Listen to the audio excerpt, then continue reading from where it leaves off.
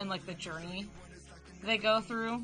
I loved that it was all about like, and it didn't like beat around the bush either. It was just like, Ralph, you're insecure and you're straining your friendship. Um, which isn't like a spoiler or anything, but like it's just like, oh man, he's just kind of just insecure as fuck, and they address it directly, and I'm like, good, this is a good thing to do, and it's a good movie generally. It's just like it's odd when they do things like YouTube exists, but don't worry, the biggest movie not movie, fucking video website that like it's like, but it's our original one, and I'm like, why didn't you just go with just make it like not eBay but Shmeebay? Like it's fine, we get it, like it's okay, but making it like directly like actual websites and stuff obviously like helps money wise, even though it's fucking, you know, Disney and they don't need the help, but all of those parts like made it feel kind of like extra but all of the original bits were like, oh, this is nice and good. Anyway, this song plays at the end of it, and like the first movie had the Owl City song that was like, hi. But like the first movie had the Owl City song that's like a super duper like Sora song. Yeah, when can I see you again? And it's just good. But like this is like, oh, it's like it's a Super Sora song, and then like we watched, you know, Wreck-It Ralph 2, and this song's playing at the credits, and I'm like, is it just me, or did they have like one Super Sora song, and then this one's like Super Riku, and it's like really like.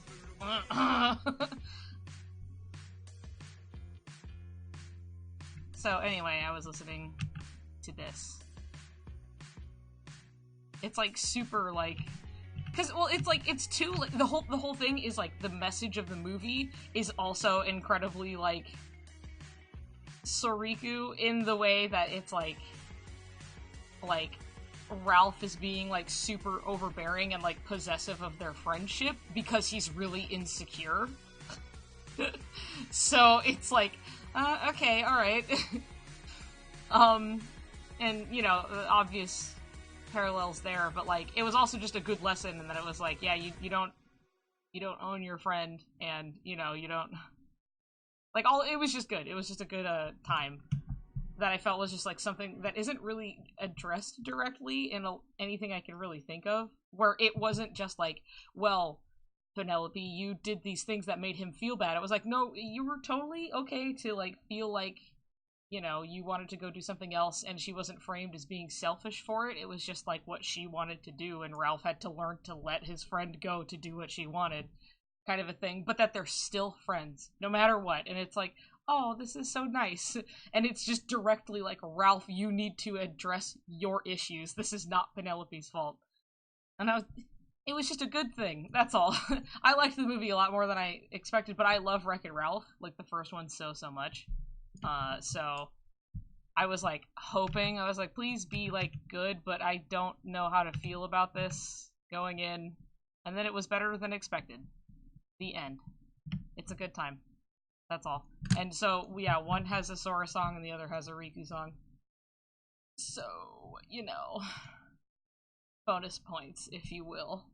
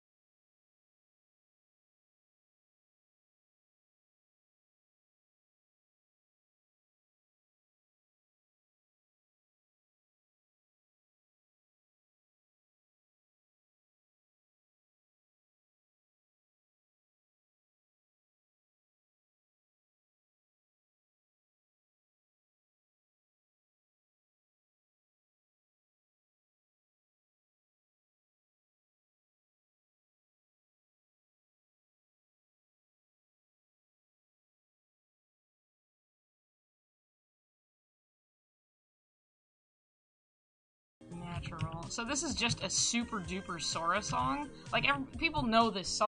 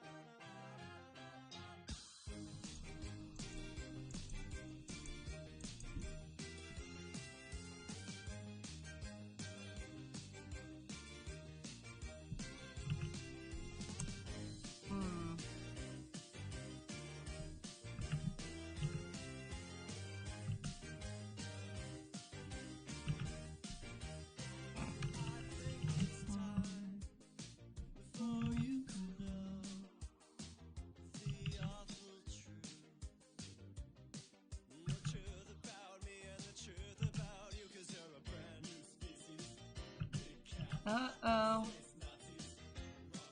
Uh-oh.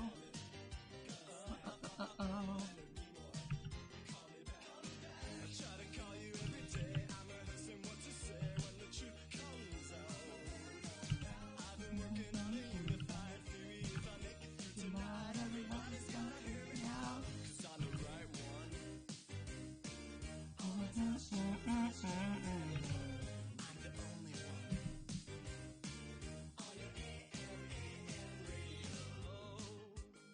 Oh, Jam. Hi.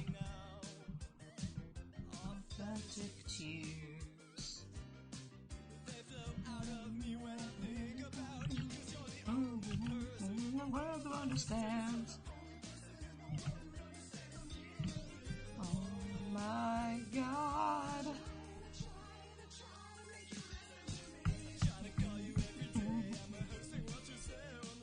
Comes out of my very own mouth.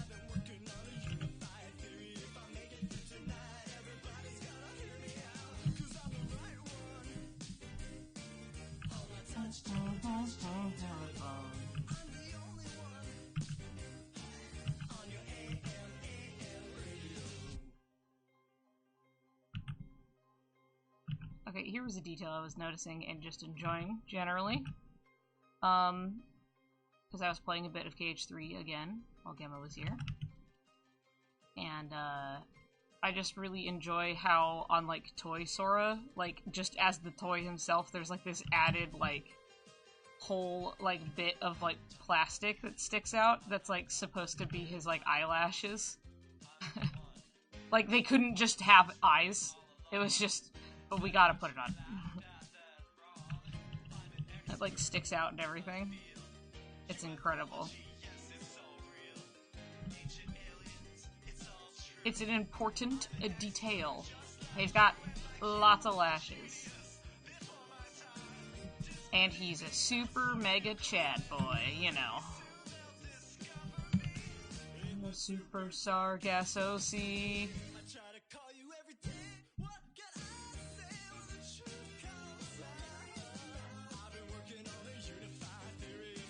I mean, they kind of are. Well, it's the whole thing. Like, obviously, the whole series like does it. Every character has like a lot of lashes and stuff. But I just like that it was just like enough of a detail that they had to do it onto the like characterized like toy.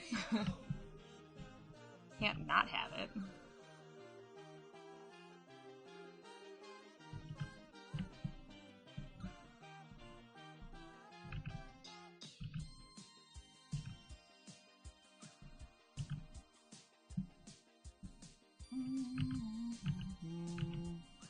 I don't know why I have this habit, and it's like only with Sora, and I think it's just because it's the way I like usually draw his eyes.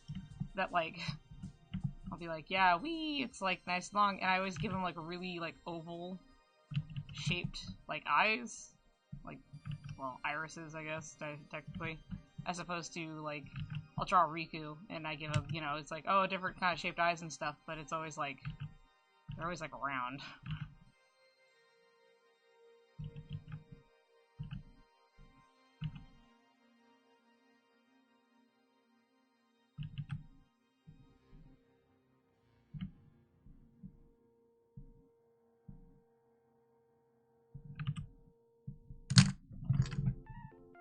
Hello, boys.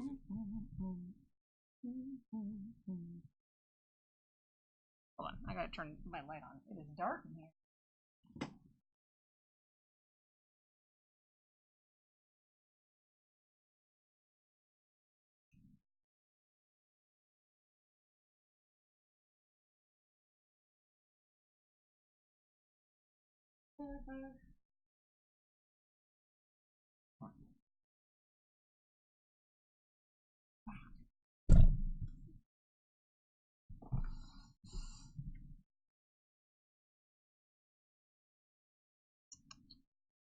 I'm going back.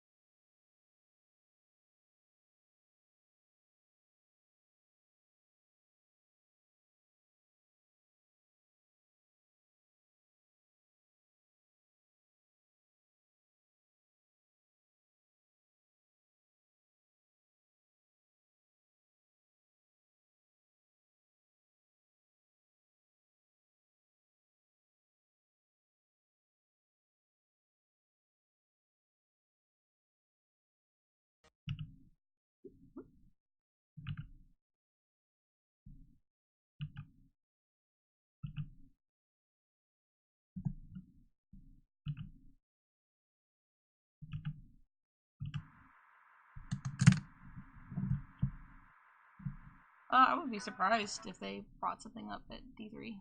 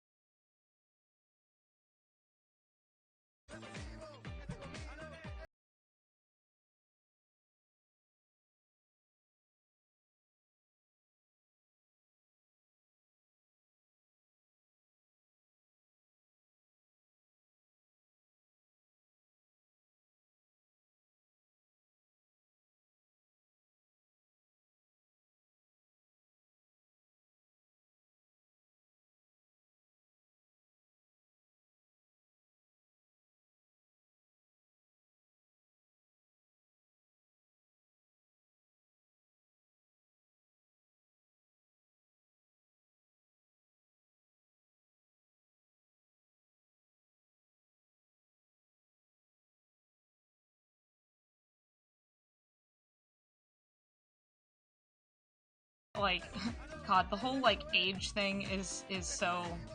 It's such an odd mixed bag, because I feel like only in the first game are their ages, like, believable. Like, yeah, Riku's kind of jacked for, like, a 15-year-old, but that's not, like, impossible. And everybody's, like, pretty stylized, you know, feet are huge, the eyes are huge and stuff, but, like, they definitely look like Sora. If you're, like, you look at Sora and you're like, he's 14, you're like, yeah, that fucker is 14, and, like, it makes sense. Same thing with Kairi. Riku being, like, a little bigger in, like, every way, and being, like, 15, being, like, older than them. You're like, I get it, like, within the scale of, like, how they stylized everything in this game.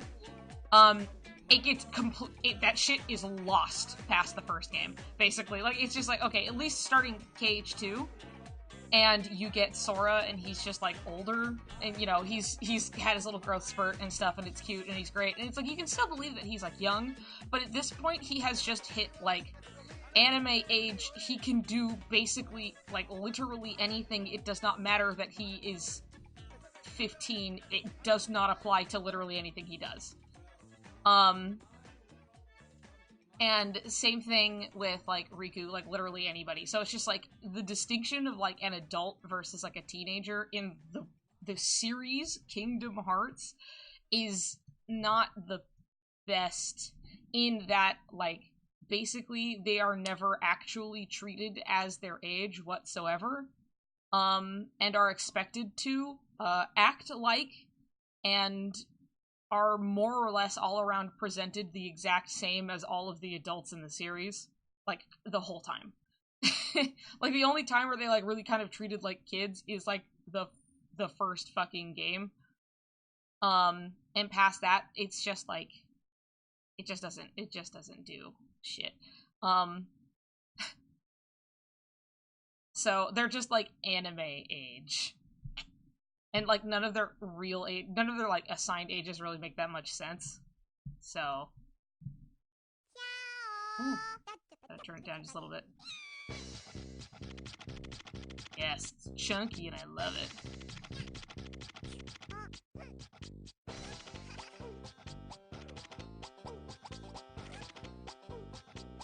But see, even then, like, Ventus being 16, like, is believable to me. In a strange way, I guess. It's just like, if you just were like, God, I don't know, it's like, it's definitely like, oh, Ventus did not age, actually, because he did not have a heart in his body, and because his heart was made of light, there was no darkness in his heart to create a nobody, so it just sat there and it doesn't age. So, there you go. That's actually just Kingdom Hearts rules. It makes sense why he did not age this whole time. So, technically, that time while Kairi had, her heart out of her body, she was, like, not aging while that was going on, so...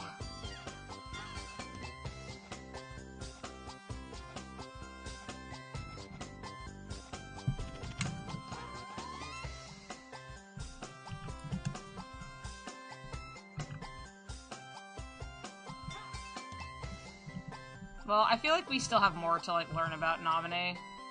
Obviously, like, she doesn't follow any of the regular, quote, like, naming conventions. She's not even, like, how she came into being is, like, different, too. So, you know, it's like, there's still open-ended shit with her.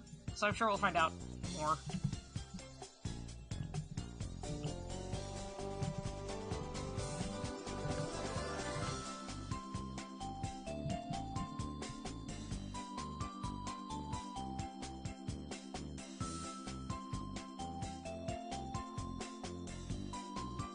There's, a pretty good reason for why Naminé is in the final world when nobody arrived with Sora. Wink. I gotta finish writing some stuff for the doc. But that's a part of it.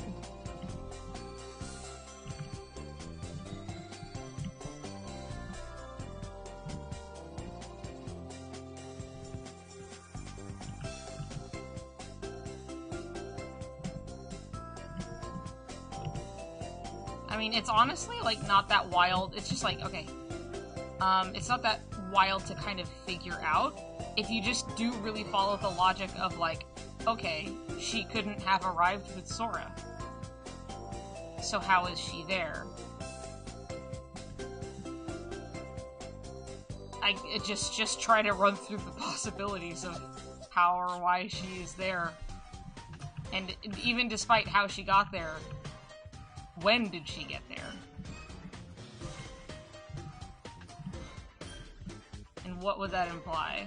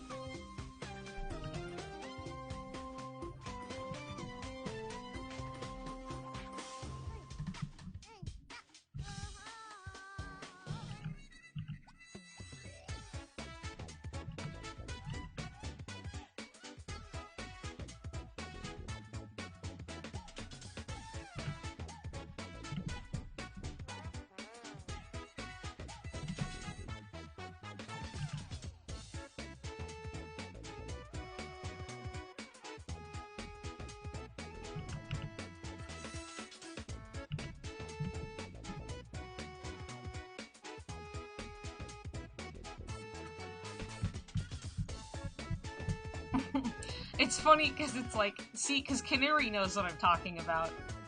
And it's just funny because it's like, just even like giving, I'm like, okay, here we go, children. Here's the gentle guidance of maybe the line of thinking. Let's go over here. How do we feel about this? And everyone's like, what the fuck? Fuck this. Let's talk about Buff Riku. It's just like funny to see everyone like, oh my god, what is this? I don't want to do this.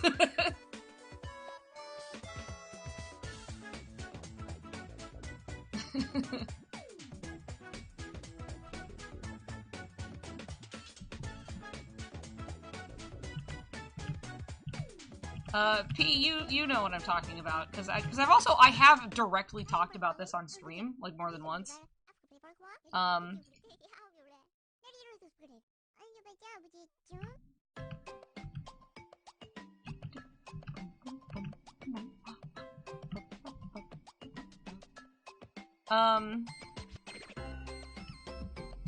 Anyway, no, I'm sorry, I was gonna go on, I just got distracted, P. Basically, the question that was brought up was just like, how is Naminé even in the final world if nobody showed up with Sora? And I was like, interesting, let's think about that. There are only so many things that could happen, you know, and I was like, oh, what's this? What's going on with this, huh? And, when I was just saying that I've talked about that kind of general thing, and yeah, I've talked about that with you, and then also just on stream, I have talked about it more than once.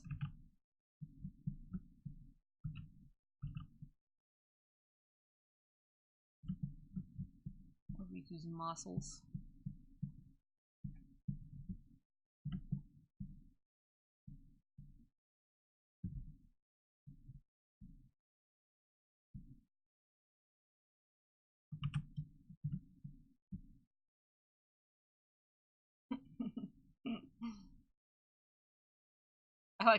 I liked when it was just like Niku's. They're just Niku's in all, you know, an all-encompassing thing.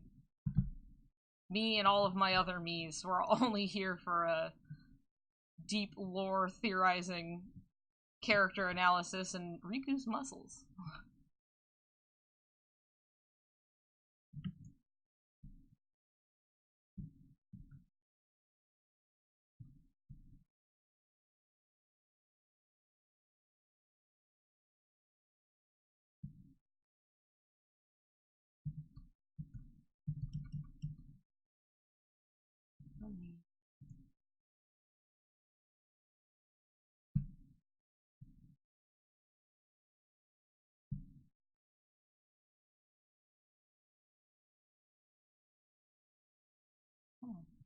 Come on, take me to my music.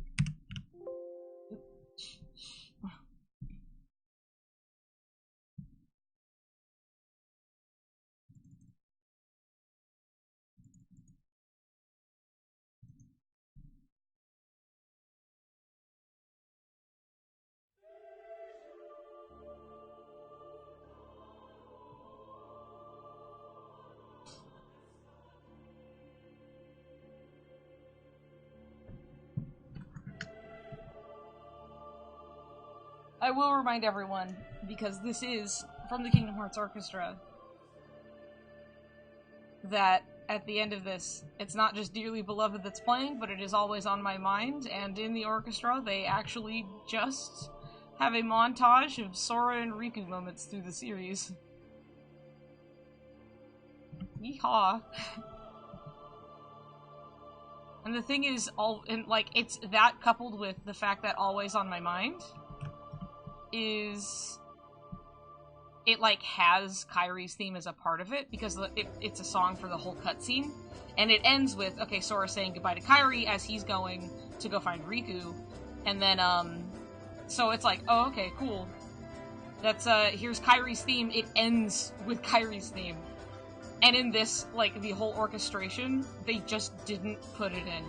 They literally just used this rendition of Dearly Beloved, Always on My Mind, put Soriku to it, and then just end it there.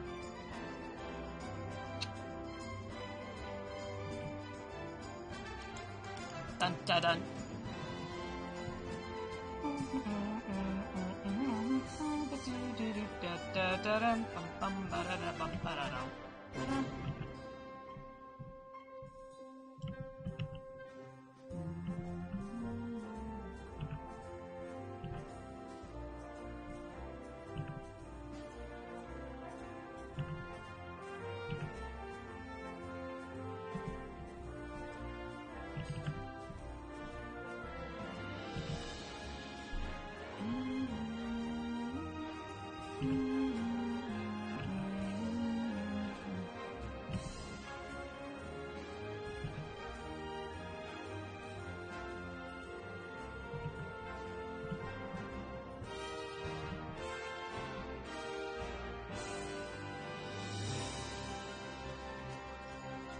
What?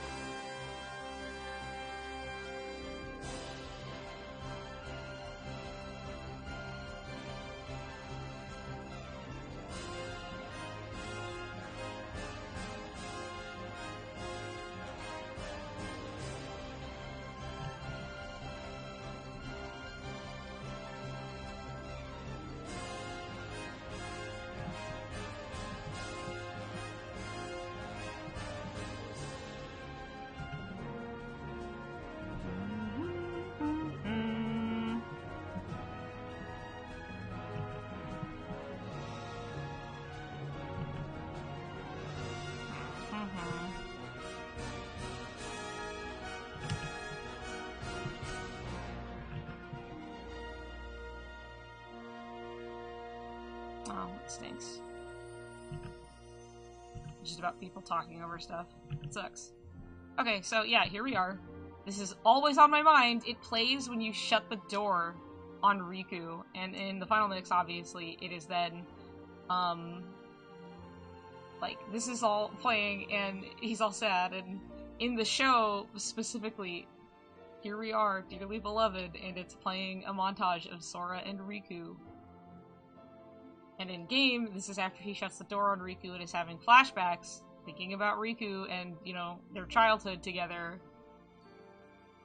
And then the fact that it ends usually with Kairi's theme at the end, because then he goes to see Kairi, they just completely removed it from this rendition entirely. It is just Dearly Beloved, always on my mind. They just made it Soriku, and then just... You have to know, by the way, all of these videos were made in-house. Like, this wasn't like some just offhand people just making a montage of stuff. This is like in-house, like Nomura, like all of like the team, like making these videos. So, I'm just putting it out there. Like, literally there are no clips of Kairi pretty much the entire concert until the very end when they play Don't Think Twice. And it is basically like a goodbye. Like, it's the clips they show.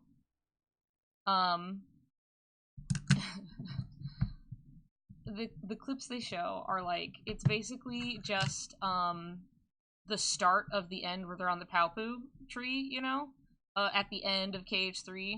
And then then there's all of these, like, all of their scenes together, you know, like everything that they got, which is like, you know, like 2 minutes worth of shit, maybe.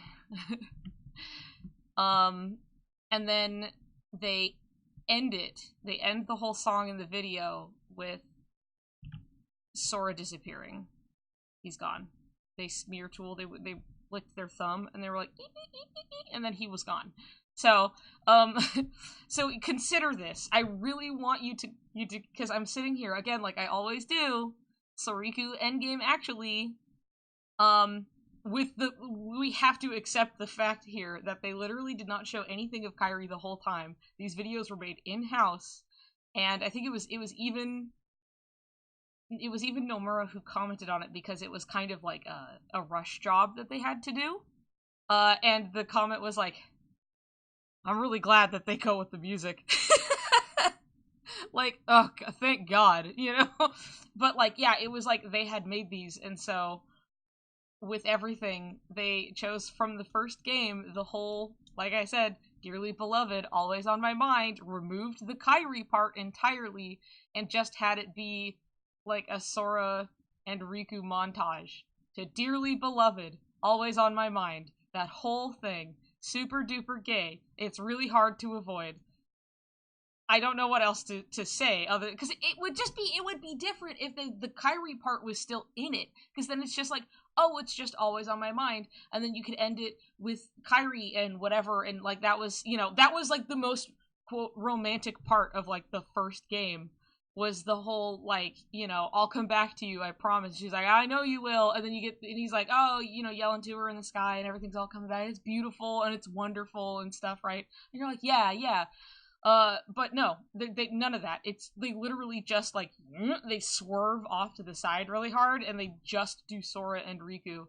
From what I remember, I think it's not just, like, KH1, but it's, like, I think it goes through the series a bit. So there's, like, Unless maybe I read wrong, because I know I think there's a part Riku sacrifice is definitely in the concert videos at some point, but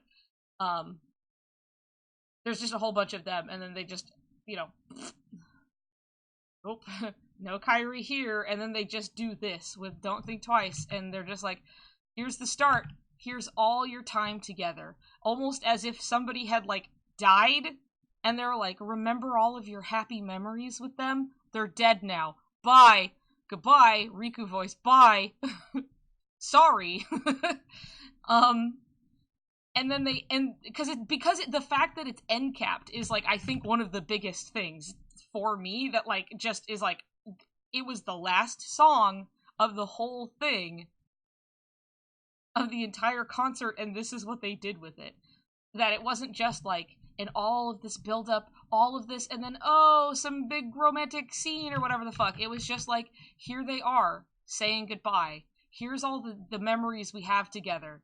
You're woohoo, woo! And then they end it with Sora leaving. What do you do with that? How else are you supposed to take that? That's not, like, incredibly romantic, unless it was literally, like, a promise to return, which is the closest we got was the first game. which is fine. I'm not denying that would be like, oh, romantic and whatever and what have you. It's definitely there and was and is, but it's not this case. This is not the same. This, and I can't spell it anymore, clearly. This really, and it's not reaching either. It's literally just, I am describing it, it is just basic storytelling. That's literally it. I'm not joking when I say it's compared to something that's like when somebody dies. That's like when somebody leaves or dies or something like that, and they show, it's so common to like, because it's supposed to have an emotional impact, that you will show a lot of these treasured memories from the time you spent with them to really kind of sucker punch back into, oh my god, they're leaving, remember all of the times we had together. This is used in like everything, everywhere. I specifically think of One Piece. And just for the joke here, because we say this a lot, whether you know anything about One Piece or not, there's Usopp, right? He's here, he's the guy with the big long nose. He is wonderful. I love Usopp. He is fantastic. He leaves. There's a whole thing that's going on, and he's very upset, and he leaves. And while they're watching Usopp walk away, and One Piece is very good at being very emotional, and really, like, just grabbing you, and you're like, whoa, I didn't expect this. And this is coming from someone who is only really, on the outside, experienced One Piece. I have not read, or I've just kind of, just people around me, basically, so I've absorbed a lot of it. Anyway, Usopp goes to leave, and everyone, like, watching Usopp walk away, they're, like, remembering all of this shit they went through with Usopp, because he's just so good. And everyone's, like, super emotional about it, and you're like, oh man, oh no, but it gets to this point, with, like, fucking Zoro, and the thing is, it's not like they kind of haven't had time together. Zoro's here, he's just like, hey, I'm Zoro. I've got 3 earrings, baby. And he's sitting there, and it's like all of these precious memories of Usopp. And they're literally like completely unrelated scenes because there was like nothing with them, just the two of them specifically. There's like no real interaction. I'm talking like Riku and Kairi kind of like, oh, let's put together a montage of the time they spent together, and all they can do is hobble together shots of like Riku standing over here, and then it cuts, and then Kairi's like, you know, leaning against the boat, and like it's like that level of like they didn't have any fucking scenes together. So it's just like Usopp is leaving, and he's so sad. He's like, wee, my ship, and then like Zoro's here, and he's just like, goodbye, Usopp.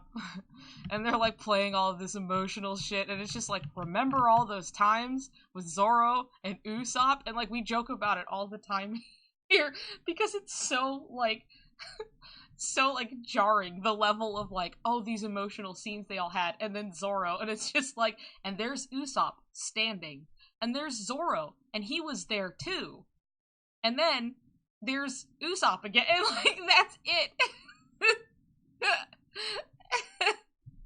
God damn it. All of those treasured memories that they had together, you know, it's really good. So anyway, when I was explaining this shit about the tree and how it's just like, oh, here's our sad montage, blah blah blah blah blah and stuff, and Micro was just like, wow, you know, all of those memories, all those treasured memories they had together. And like, but it was so specifically just referencing the fucking Usopp thing and like all of their like nun scenes. So there you go. The thing is, I've seen the video of this, like, this whole thing, and it is jarring how much, like, the jump through the series that they had to do. So it was like, cause you gotta consider, like, you got the first game, right? Here's all the first game doing stuff. And like you get kind of barely some Chain of Memories stuff, you know, whatever. You get like KH2. Kairi's kind of doing whatever the fuck. And then you gotta consider how much of the rest of the series just doesn't fucking exist with Kairi and Sora doing anything at the same time. Ever. So it just goes just like KH2, and then straight on to like KH3, like their first literal interaction being the Paopu scene. It is such a giant fucking gap. It is insane. It is like so, you're like, whoa, oh my god, they missed so much shit in between. Like the last time they did anything together was like KH2. Well, I guess the secret movie and like Birth by Sleep, but that's like literally right after KH2. So it's like that's the last time they literally had any scenes together. And then Kairi just doesn't fucking exist until Sora and Kairi are back up at the very end of the game, and it's just straight into the Paopu. So, like, consider. Consider how, like, big of a jump that is. And it's really strange. And then, and then whatever, and then Kairi dies, and then she doesn't die, and then, Sora's here, and he's like, bye, see you later, Kairi, bye-bye. And she's like, okay, alright, that's fine. So, like, goofing aside, like, that's just actually a thing, is that they just pretty much presented it like somebody was leaving, which is true. Sora is leaving, but it was, like, more or less like a farewell to Kairi is, like, how it's built up. And then the rest of it, like, earlier we have always on my mind, dearly beloved big gay Sariku time that they deliberately removed Kairi from. So I don't know. It's all arranged by, like, Shimamura in-house, like, clip making. Like, the videos were made in-house by the dev team. So take it as you will. Can I find the Sokai one? Well, okay, I guess not. Can I find the video that is... Because I saw it, I did. That was, like, the...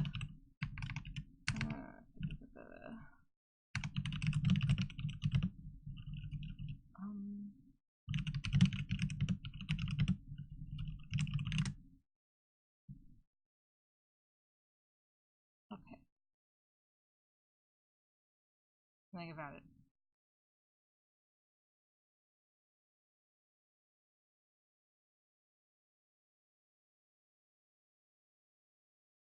Alright, here's my warning of if people are going to the concert and they don't want to be, quote, spoiled. Oops, sorry, hold on. What's this? What did you send me? Is it like the same thing? Yeah, this is literally what I just pulled up. Hold on. Yeah, it's about 4 minutes, so... Just so you know.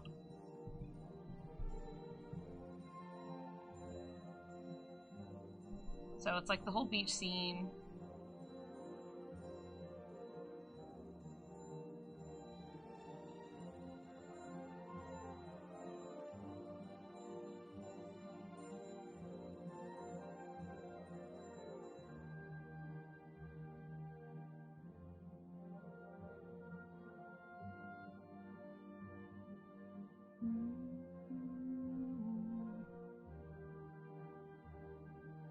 Oh, Riku. So, here we are. Here's the montage that we get. It starts with them on the tree, just like I said.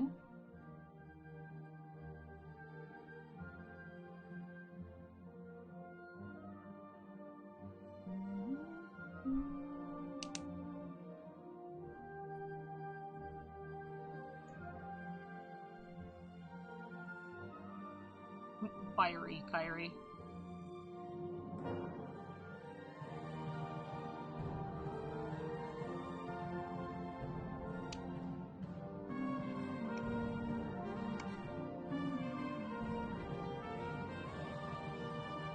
See, this is sweet though. Here's the thing, is like, I really I liked Kairi, KH1 Kairi, a whole lot. She's fun, and she really feels like a 14-year-old, and I enjoyed her just fine. And then I did not, after that. But her design is really, like, in KH1, it's the best. That's, like, the best version of her.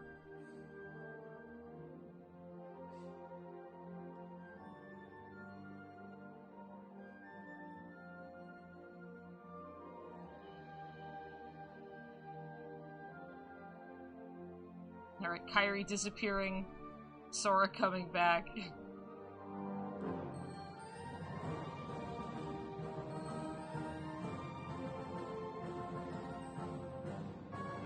Make sure to bring it back to me, okay?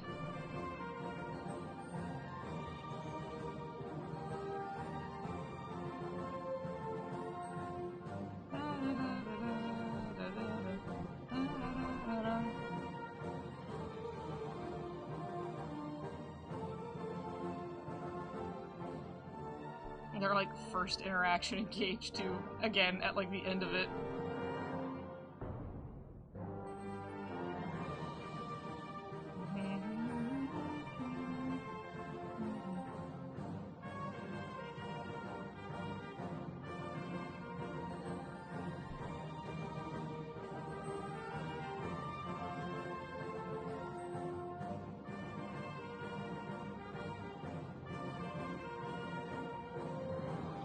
And then just the jump. This is like their next scene together. Is literally this. It's huge.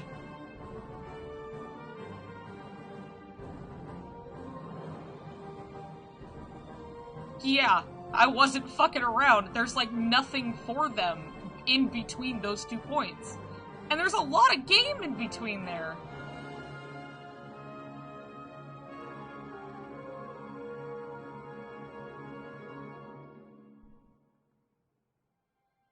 And then see? It ends. It bookends itself with Sora disappearing. Just like it would literally anything that's like saying goodbye to somebody, is that it's like a montage of the time spent together. And then it's done. So.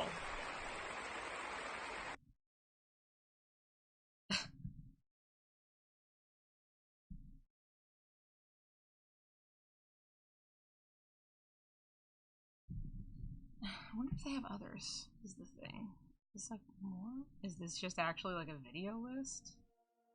Oh, this is just a bunch of shit. Don't lie to me. Bye.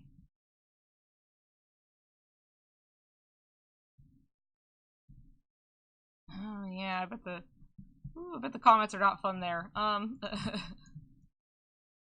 Because see, you see it and it's just like, oh, it just feels like, I don't know, it feels sad.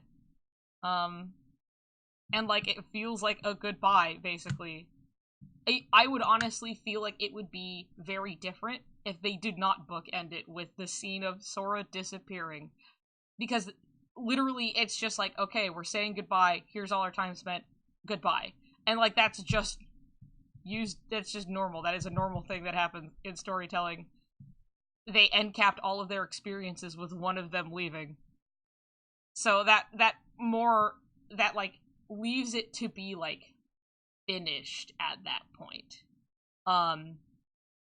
Because if they wanted to leave it open, there are like there are many different ways they could have done that. But they actually just like put 2 walls and they put 4 walls in a little box. They put a whole lid on top and they round it out. Like there is nothing here that would like imply more to happen for between either of them whatsoever. There's nothing else. They didn't leave any doors open for her. They didn't do it in the game, and then they're even doing it here in the fucking video as the last song, where they put her in nowhere else. So, I am just saying, like, literally what's happening here.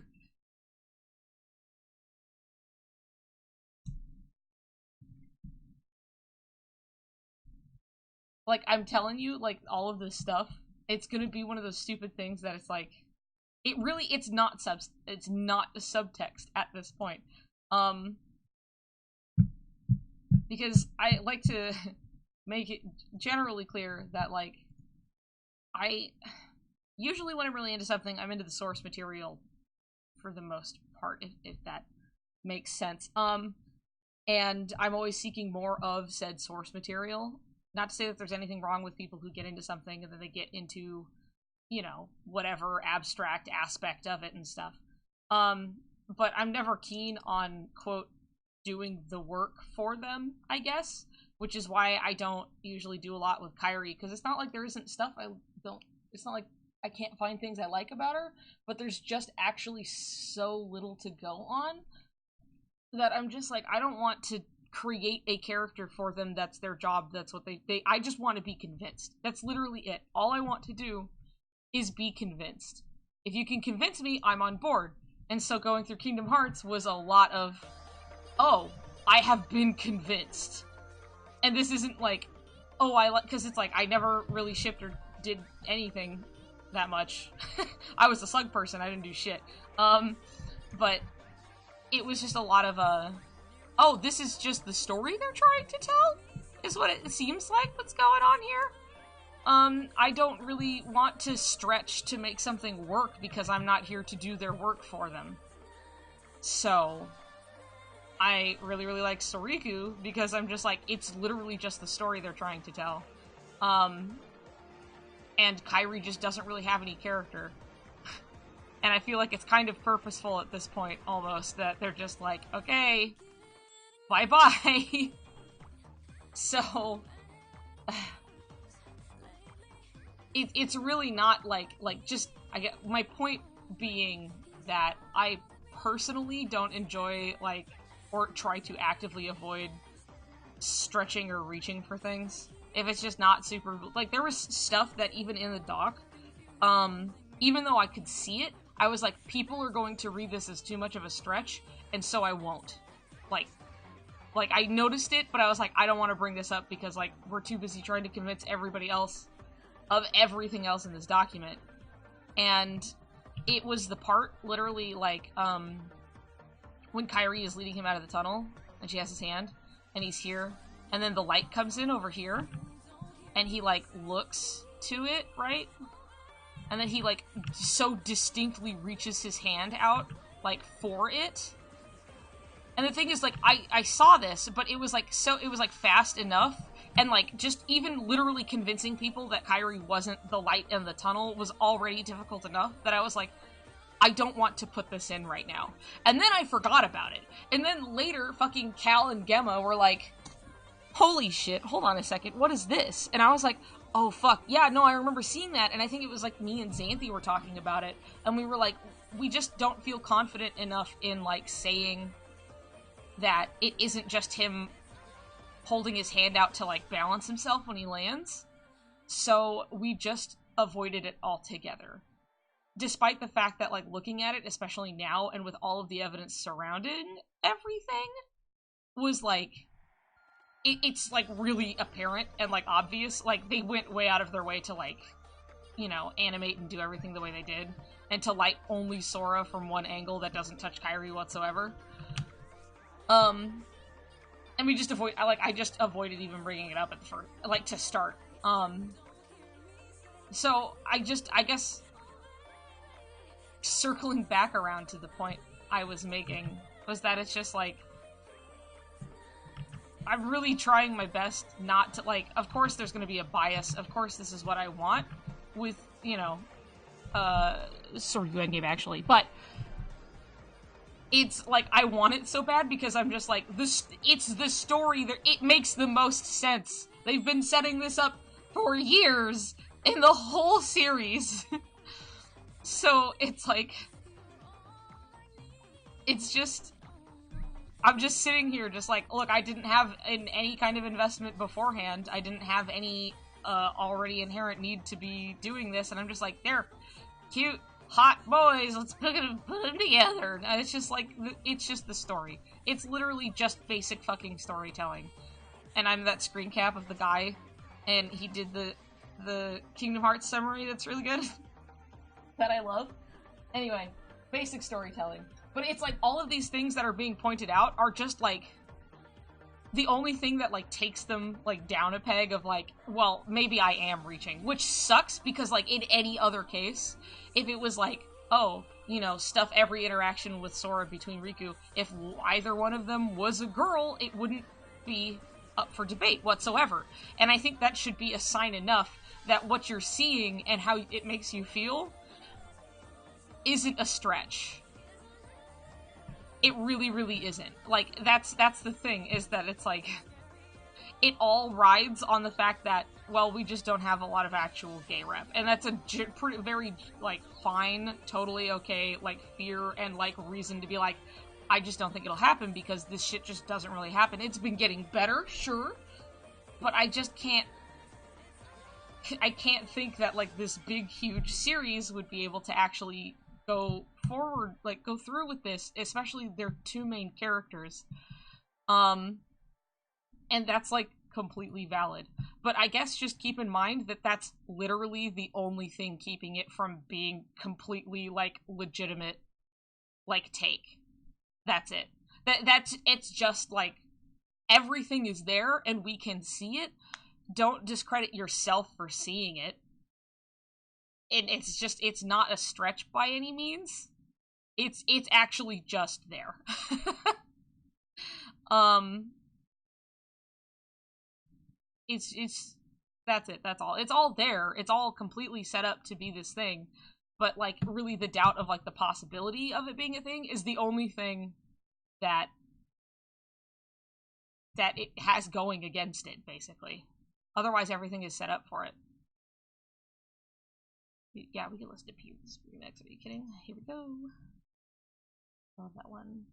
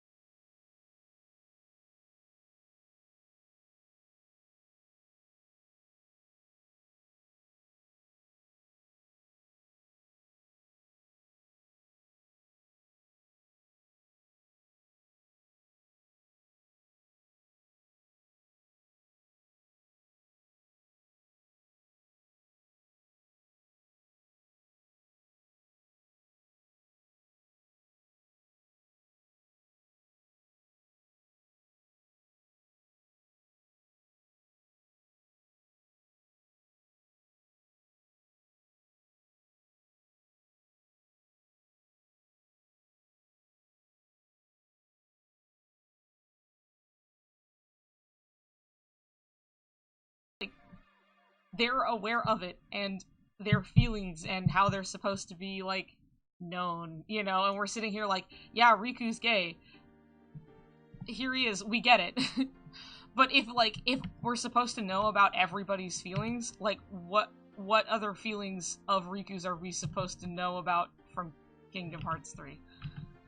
Unless it's literally like, he just big loves Sora.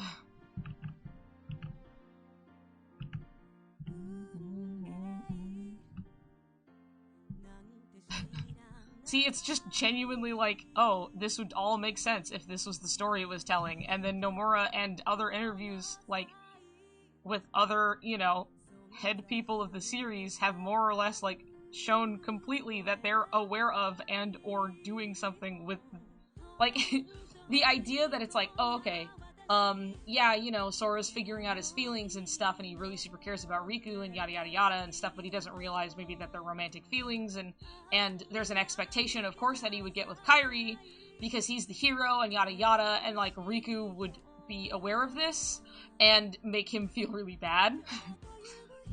And you're like, wow, see, that would be a really great fucking story told over 16 years somehow. That'd be wild. But I mean, only, like, but how could we even bring ourselves to believe they'd even be aware of such a thing? It must be, like, a happy accident, like so many of these things are. And then they go, at the end, suddenly, Kairi manifests into the room, and then they kiss and they get married. And it's like, I don't think that's gonna be the case whatsoever. Because when they themselves say that, like, the focus of the series is their relationship, Sora and Riku's, not just their relationship, but how their relationship develops very specifically. And, how it's like, okay, people drift apart, and then obviously everything's been drifting away from Kairi for so long, and that we're supposed to know about their feelings, and yada yada. It's like, this is, like, explicitly stated creator intent. And it makes sense the whole time. We can see it through the whole series. We're not stretching. They said it themselves. I'm telling you. I'm never wrong. And Soriku Endgame actually. Soriku Endgame actually. But, like, for real? But, like, actually for real. I'm not fucking around. Like, the only way is just, like, is something, like, it doesn't happen, is because something gets in the way that isn't their intent, basically. Like, it would literally be, like, Disney or something getting in the way, but even then, they themselves, Disney as a company, has been much more openly trying to tread into those waters, so... Yeah, Nomura's my fucking dad, okay? That's how I got Kingdom Hearts 3 a week early. Just airdropped at my house from God. Just right onto my porch.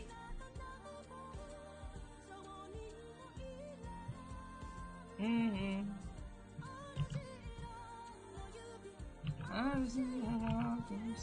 Once. There's also, let's consider, here we are listening to fucking Chikai. Good Christ.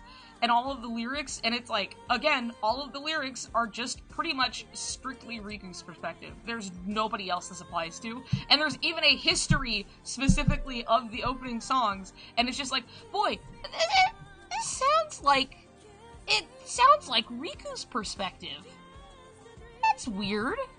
And then it just turned out that's what the whole song was about Sora and Riku. Again, explicitly stated intent of the creators. I don't know, like, this has already been a thing once.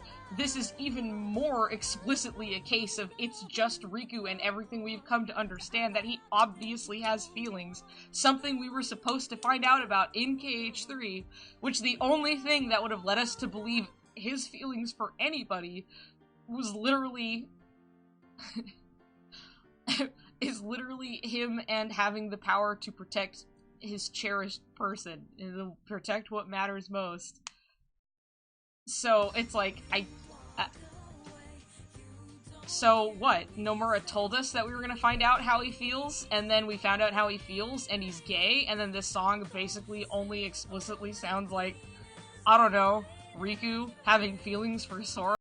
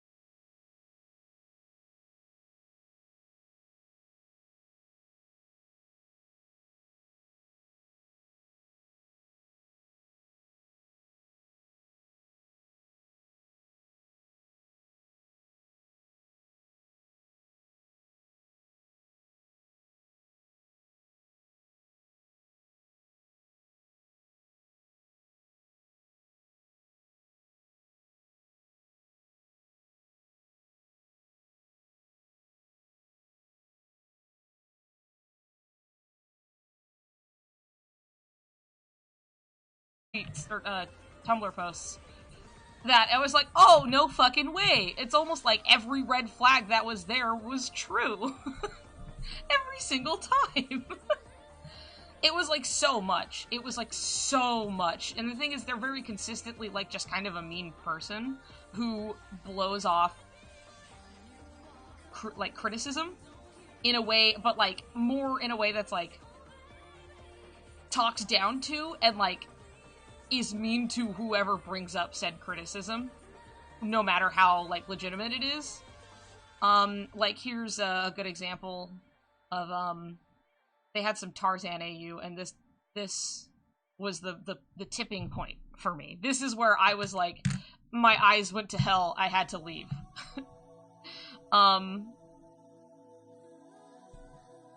Oh, is it gonna be the Chad Sora? There he is. Oh god.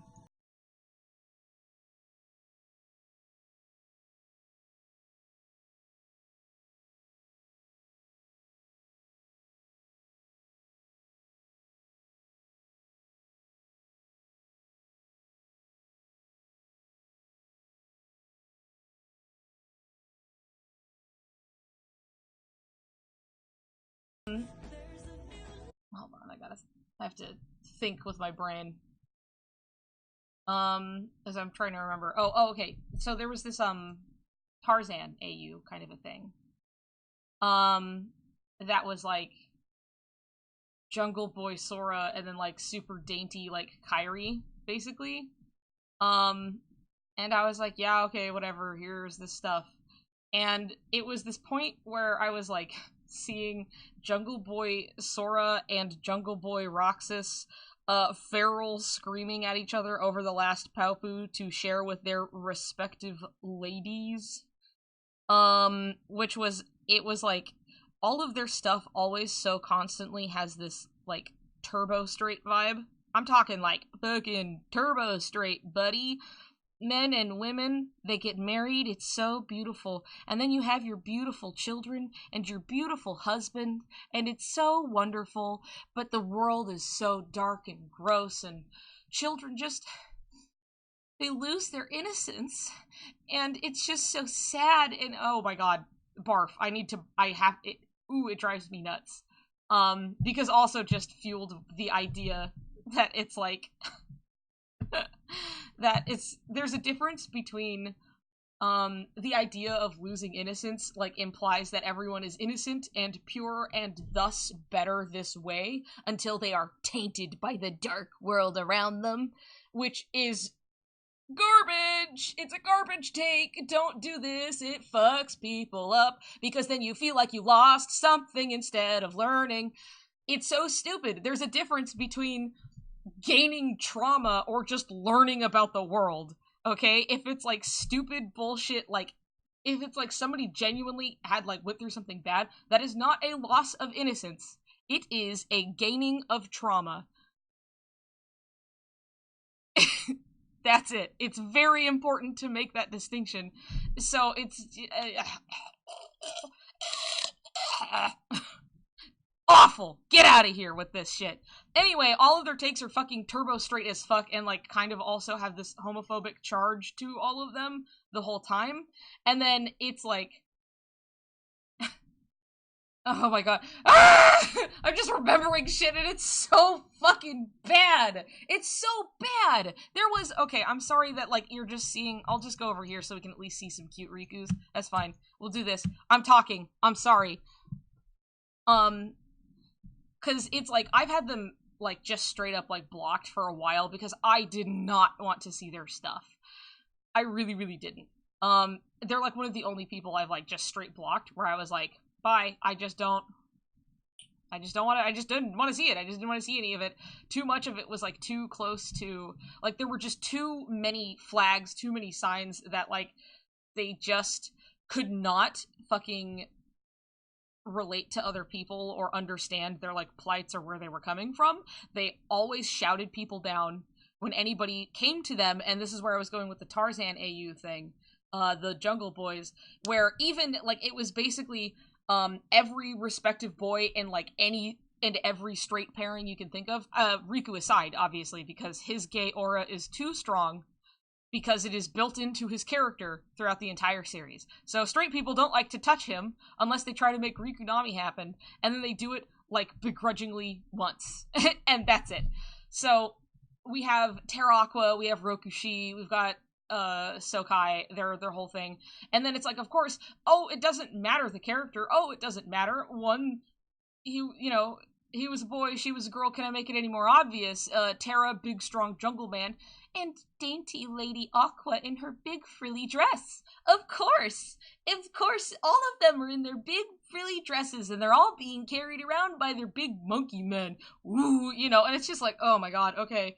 These are, like, the worst takes I've ever fucking seen, and I hate them, and it was literally my turning point, was seeing the feral Roxas and Sora screaming at each other, and I was like, I have to go. This is too much for me. I've officially decided I don't like any of your content.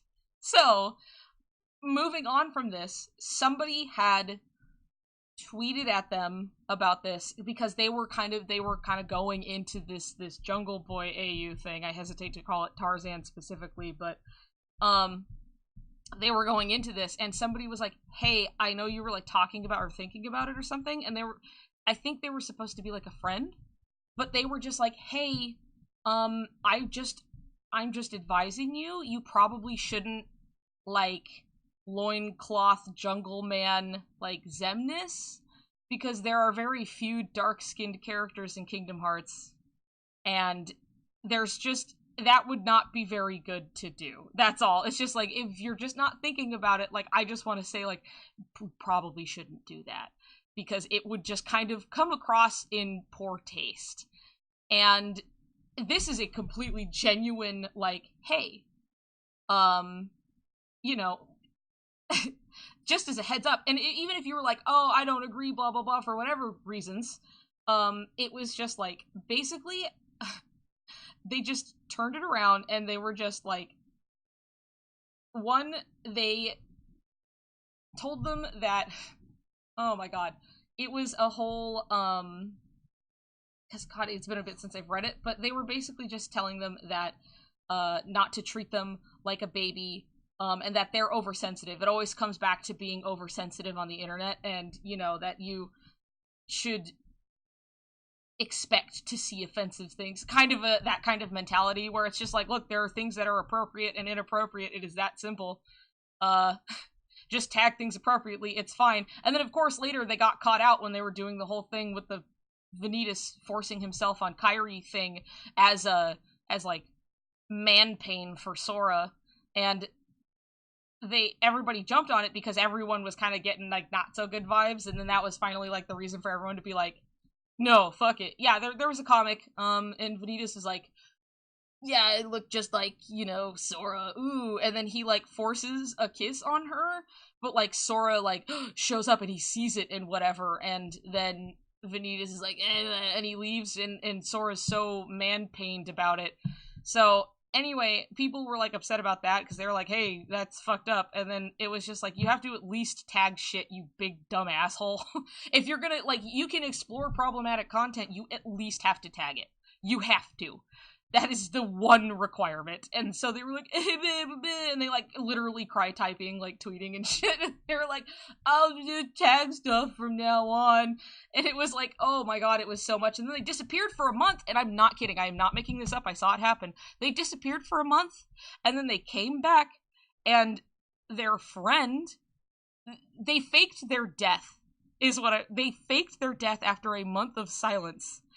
And when people were genuinely upset about this, what did they do again? Told everybody they were being oversensitive, and that they shouldn't, it was just a joke, and that you need to be able to take stuff that's, so, they have not changed whatsoever. They got caught out for Tumblr posts that were explicitly homophobic. I'm talking, they were actual posts from a blog that was, we're gay, and we know that's wrong, and so we're praying to God to fix it every single day, and, that was it. There was no parsing here, there was no no mincing of words. It was literally an entire blog dedicated to this.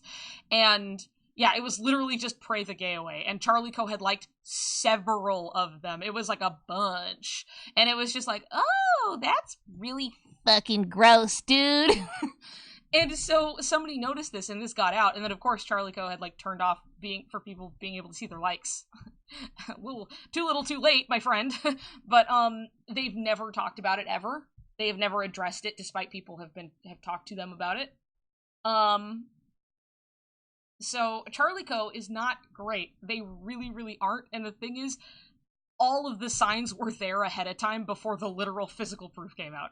And I was just like, man, they seem really fucking homophobic and strange. Like, it's just, there's this charge, there's everything they talk about and the way they talk about it, and it's like consistent. And they refuse to like learn or listen to other people's like opinions or like sides. And they even made tweets explicitly about how they hate hearing about, quote, politics that don't affect them, their family, or anybody they know. And then they used, and I'm not kidding, a gif of, like, a black drag queen as a, like, reaction image. And here we are, and I'm just like, what the fuck? How are you this unaware? Are you kidding me? Are you joking right now? So,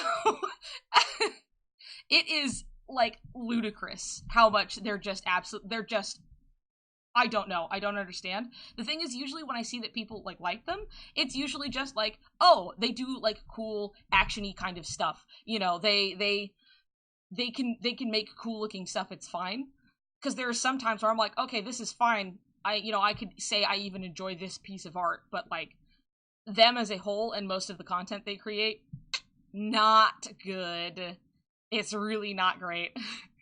And that was something... Look, like I said, I'm a wizard, and I'm always right, and I was right about them! Like, months ahead of time. Oh, I knew, baby. Oh, I sniffed it out. It stunk. So, anyway, they're not great. Don't like them. There's your hot tea for the evening. Well, now I can play music again. Because it was like, I just couldn't speak and, like, listen to the music at the same time. It was, like, just too much for me.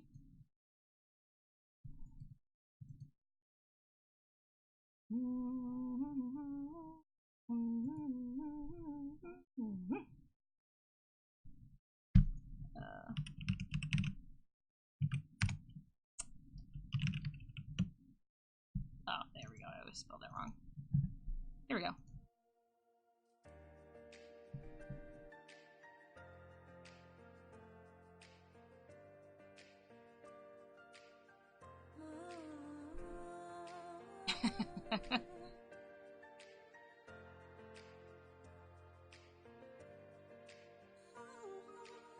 So this remix is perfect and good, and I love it. Of these. Oh yeah, let's see, what was it I was saying? Because I was like, I'm a wizard, I'm always right. Sariku Endgame actually. Good night. I even rhymed for you. How much more proof could you need?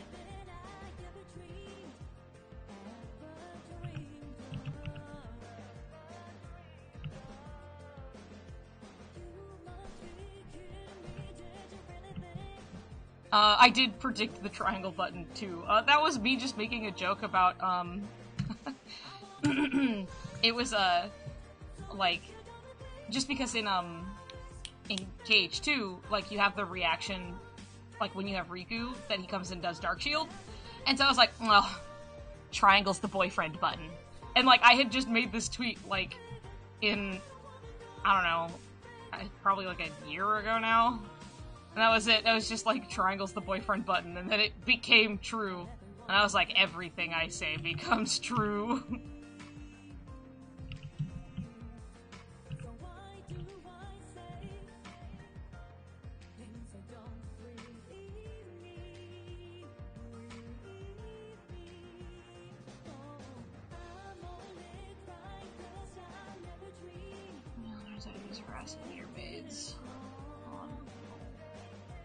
episode of Daily Show.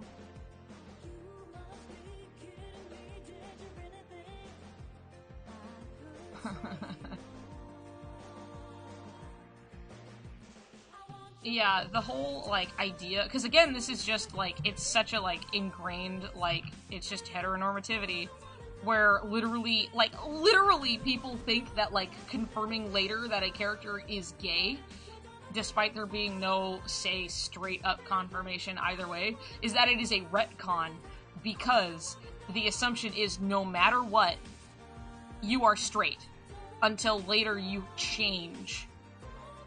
Which is not true, obviously.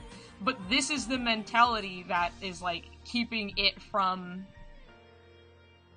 like, the whole, like, oh god, every sign is here that obviously, like, Riku has feelings for Sora. Oh, okay, you know, Kairi seems to be falling out of the picture. Yabba yabba yabba yabba. Literally the one thing against it is just like, oh, heteronormativity. They don't usually do that. People don't want, like, it's just that. That's it. That's the whole thing that's keeping it from being a reality in even our own heads. Our own big gay brains that can see this. And can also read. Just by the way, maybe we can't do math, but by God, the gays can read. And that's not to say that we can spell. I'm just saying we can fucking read, that's all.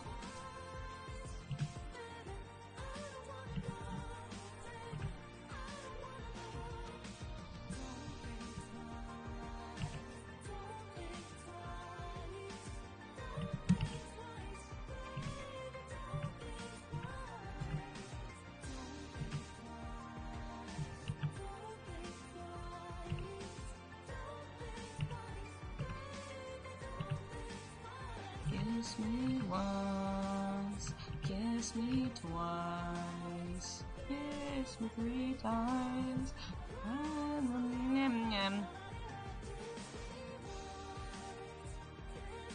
Context clues for dummies.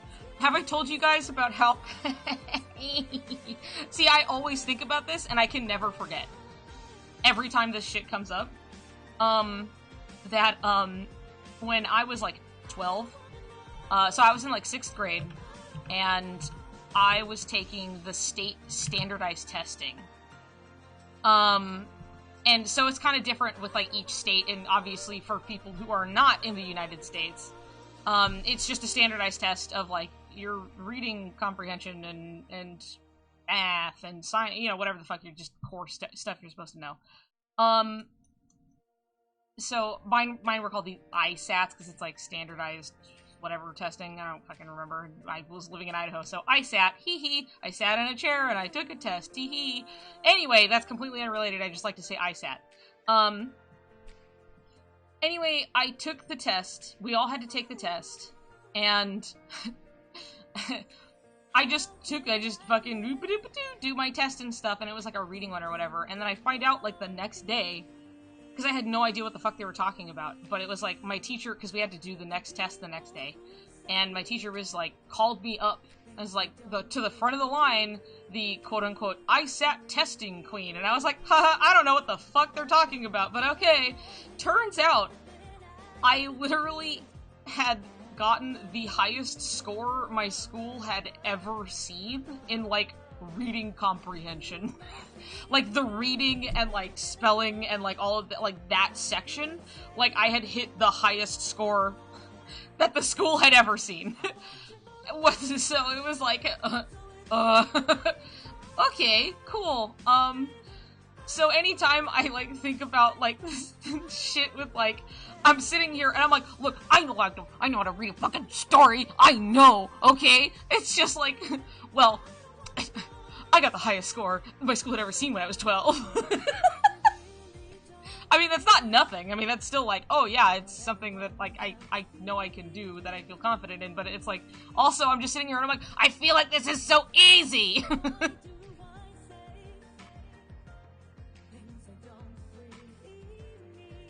But, there you go.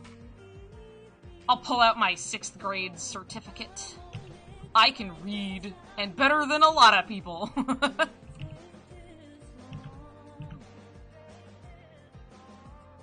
Or at least I can comprehend a story. Yeehaw.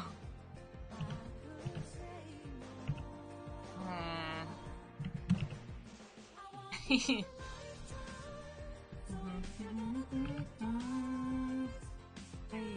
I don't wanna know, baby.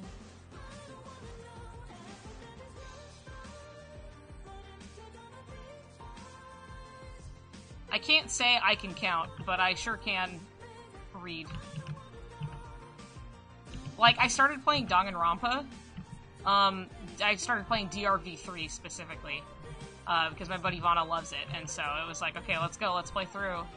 And Vana was like, I feel like because I also had to take into consideration that, like, I did have some kind of context that, like, I would, with, like, not, like, straight spoilers, I was just, like, from my understanding that, like, some of these things are the case, but, like, playing through, like, the first, like, I just did the first chapter, basically, that's all I've done so far. And obviously I won't say anything to anybody who is looking to play DRV3.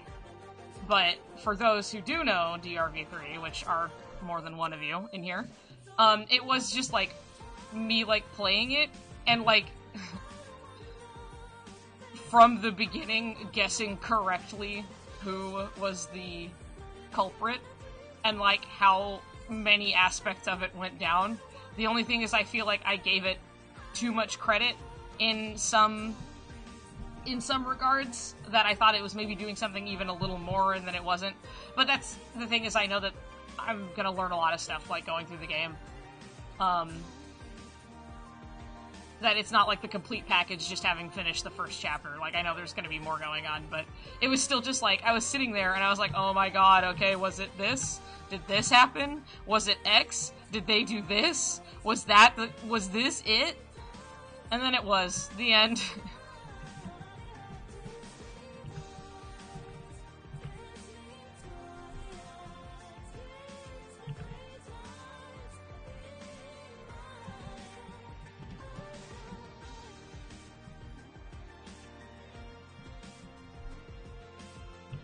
I don't wanna know.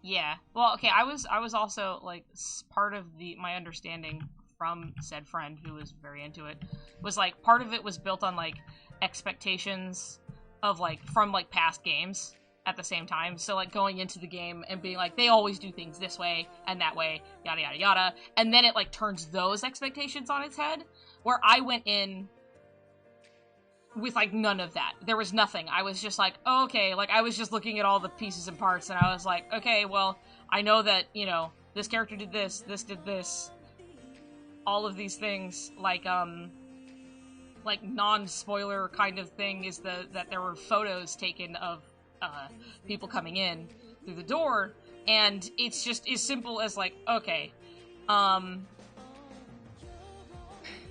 this was like my thought process, right? Through the whole thing was just like, oh, okay, we set up cameras to try and take pictures of when people come into the door to try and figure out who is doing all of this crazy stuff, supposedly. And the fact that, one, they existed, and two, they were getting them developed, like, right away, was obviously not going to answer questions because it is way too early for that to happen, assuming we just go straight into the trial with this, right? So we can safely assume that, one, they will not give us any answers, but two, because of this, I was running on it's probably going to be, there is literally nobody in the photo, because I feel like it will be with everything else that they've kind of trickled in throughout everything. I was like, it's probably this, because this can't be the answer, the photos can't be the answer, and thus it's just leaving me with few choices other than nobody was in the room. So, I guess, I don't know if that makes sense. Obviously not everybody knows what the fuck I'm talking about, but it was just kind of like I feel like I guess, I don't know, deduction? I was just like, oh, I think it's just this because of all of the other context that it could only leave so many options. That's it. Unless it literally goes somewhere I just couldn't have predicted. That's all.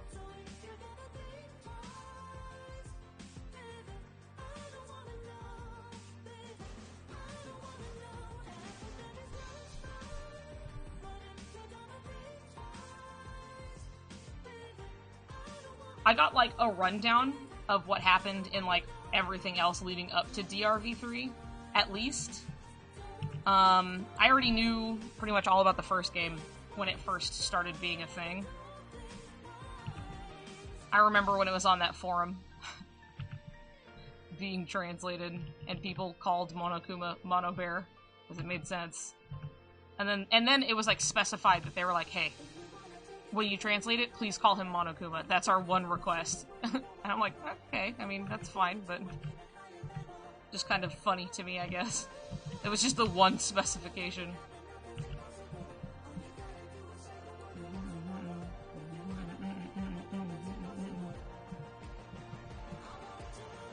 Oh yeah, that's fair. I mean, because it's very much like, oh, it's like high school stuff, so...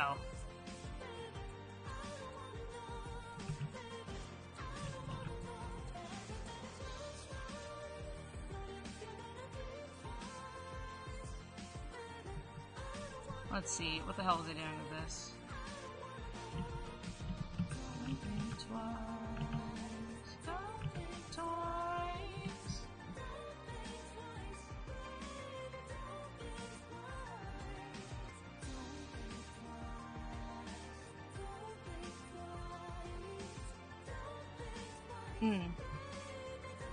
Oh, hi, baby cat. Hello, sir. What do you need from me? Is it your dinner time?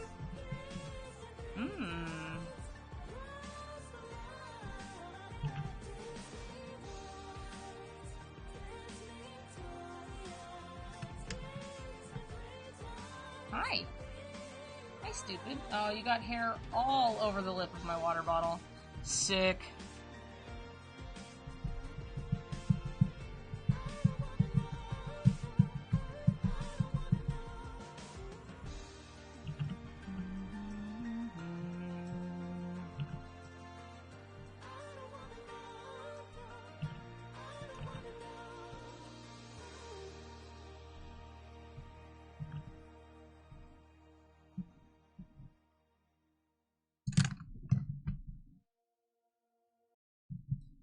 Sora and Riku. Size difference. It's very big. Size difference.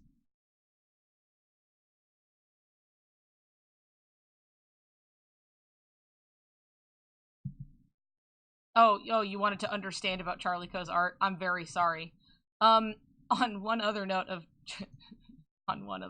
Charlie Co's art, I'd just like to say that this one thing that, like, there's a point, I think, there's like, say you like, oh, you really love in this fan content, blah blah blah, you're making this thing, you love it, it's so fucking good, but then you kind of go and you make this AU, and then you really start to step away super hard from both characterization, world, blah blah blah. There's a point where what you're doing is you're making an OC, and that, which is not a problem. You can still do whatever you want as long as you make it happy. You know, as long as you're happy and you're not hurting anybody, that's fine.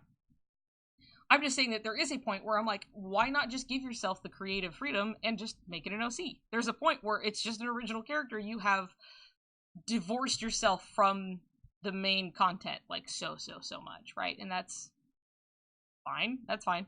So there is an AU they have, because, like, I just happen to see this stuff sometimes. Like, I have them blocked, but, like, I'll see stuff where a friend will be like, oh my god, this, what?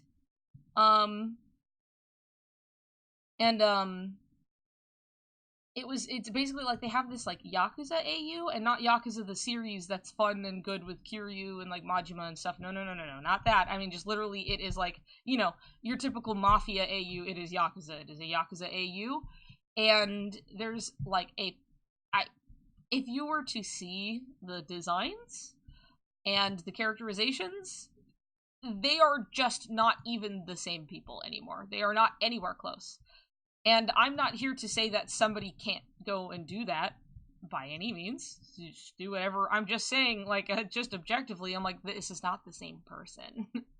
This is not Sora. He's one, super fucking stacked. I can't recognize him whatsoever at a glance.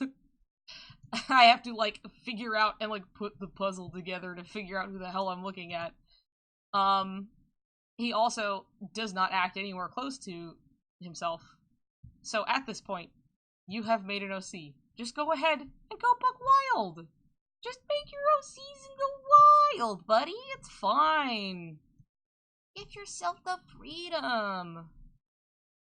But yeah, it's really fucking, it's like, oh my, whoa. Who is this? What is this? You mind filling me in on this one? Anyway, if you do end up seeing it, I guess, there you go. Now you know, but...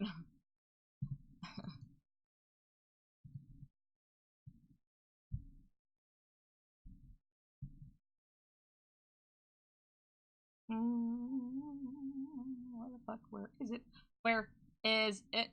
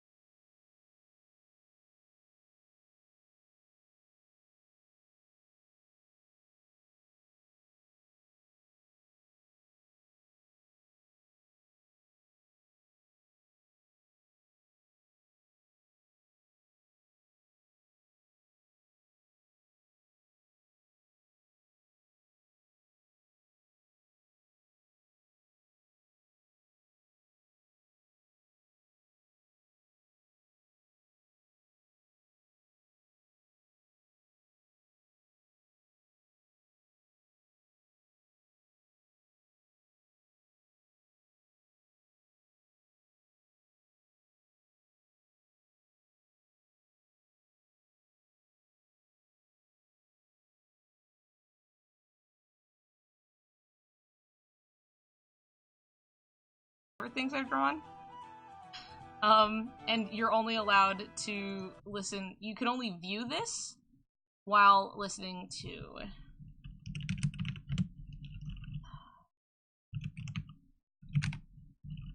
I have to find it. Hold on.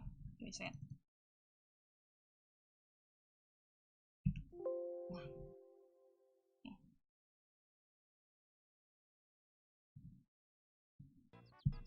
Anyway, this is the song that accompanies this image.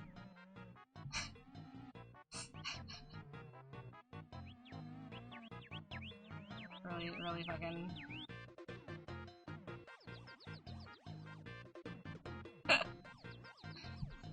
Here we go.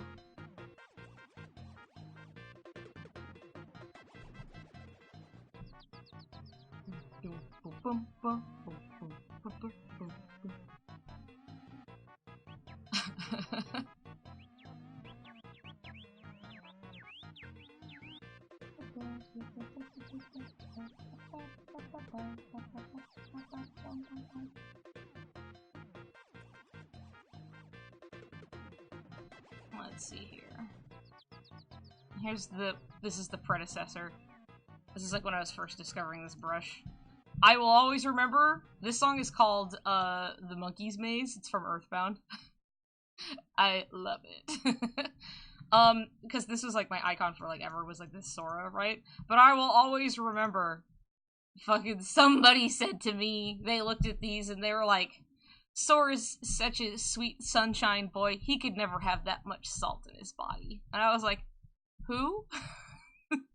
What, are you kidding me? Come on. Wrong.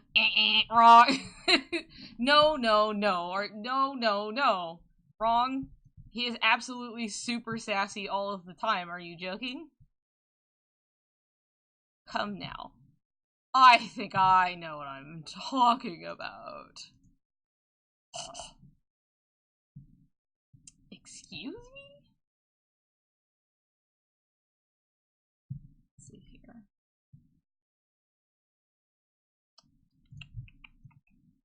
No. Okay.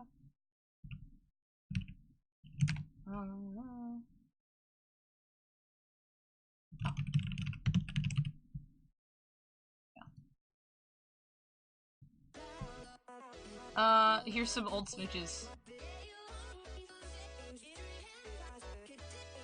So, I drew these. Hold on, I'll do the first one. So it was literally just like as the preview and everything for Chikai came out and stuff, just don't think twice and everything. So, you know, it was just like, kiss me once, kiss me twice, kiss me 3 times. Stuff like that. Like, not the preview, like when the song came out. So, I drew 3 kisses. So it was this one. Which conveniently I had already started, and then I just did more. And then we have this one. These are like old. This is my stream about my art, and you're gonna look at it. This is like a flashback. This is like a dream.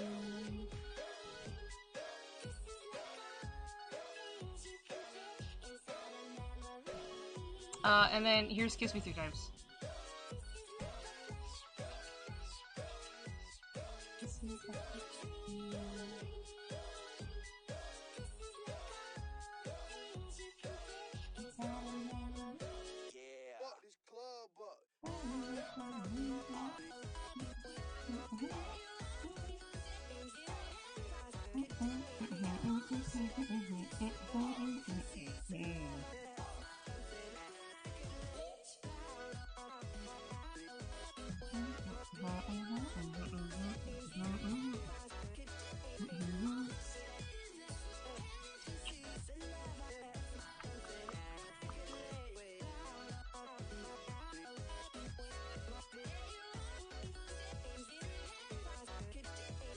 I've got a lot in here.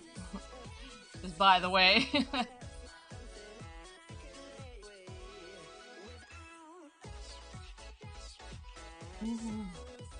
Here's just a Riku I really like. Well, I was trying to find something else.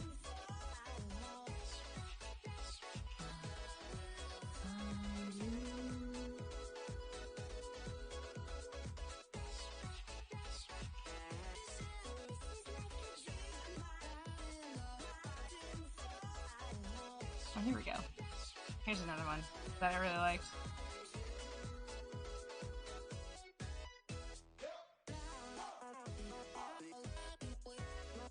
Oh, I'm so glad the fucking raisins are goddamn ridiculous.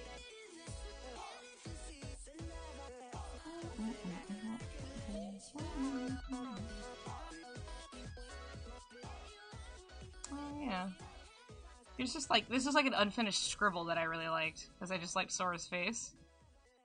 This is a post about raisins. But here's a very important something. I drew Maleficent teaching Riku how to tweeze his eyebrows. Very important. She's got the mightiest brow game of them all, and so does Riku, and he learned it from somewhere. She's giving him a light. Incredible. So good. So this song that's playing right now, it is called... Sorry, I did look at it. It's called Flashing Love, and it is, like, an unfinished, or, like, it's a demo, something that somebody... Like, because you can find them on Spotify, even. They go by, their name is In the Blue Shirt. That's just their whole name. And, it's just this one song that they had on, like, SoundCloud as, like, a demo, and it's, like, fantastic, and I love it. And I'm like, this is such a good Sora, like, and just Soriku song in general, because it's so much... It's, like, it's just stuff about, like, oh, yeah, flashbacks, dreams, memories, etc., etc., and then, like, I will find you, blah, blah, blah, and it's just like, oh, this is, like, a good fucking song. And it's just called Flashing Love, and it's just not anywhere except for, I think, SoundCloud, but I fucking downloaded it because I wanted it. Boop. Also, good night to those who are here with us this evening.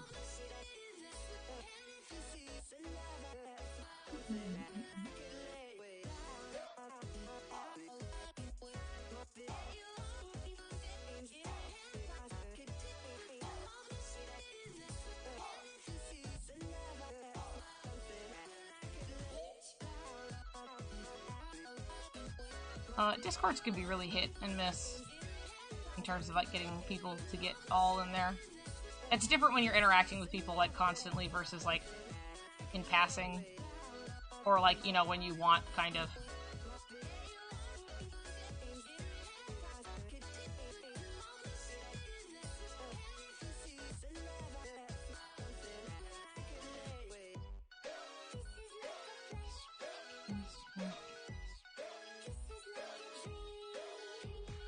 Oh yeah, I've been meaning to do more stuff for this for, like, so long. This isn't that old. I drew it on stream, even, at one point. So some of you have probably seen it.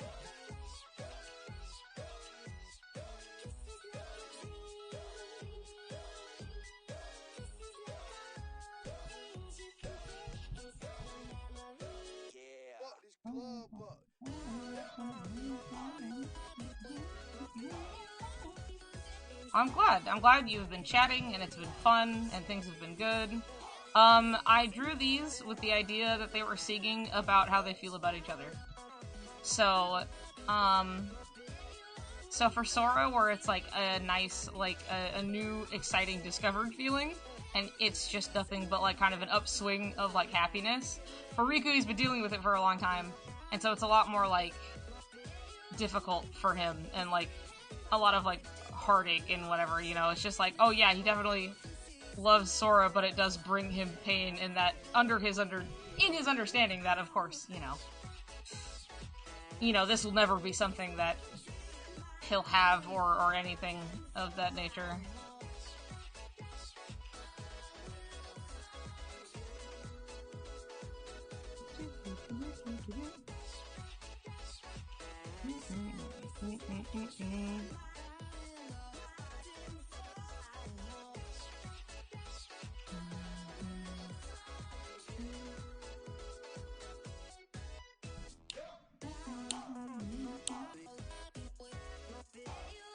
Oh, right.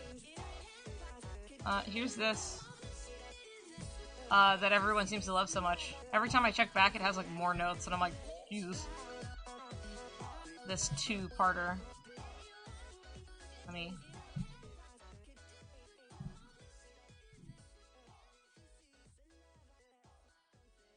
this should actually be over here. Don't worry, guys. I got it all figured out. You'll be able to see them both at once. There you go.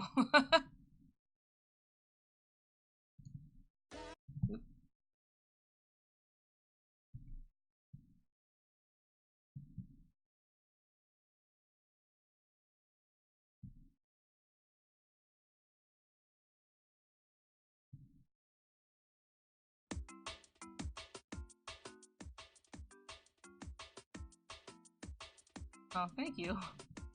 I was doing it to, like, I don't know, force myself to do stuff. I'm trying to grow as an artiste. So I purposefully was working with, like, their height difference, but...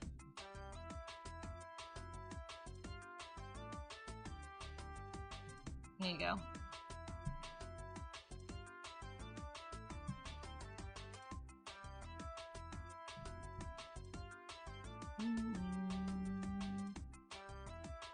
Thank you.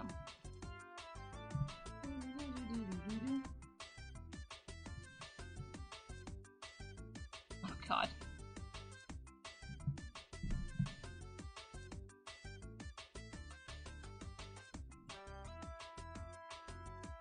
And if you want to hear him sing, it's there.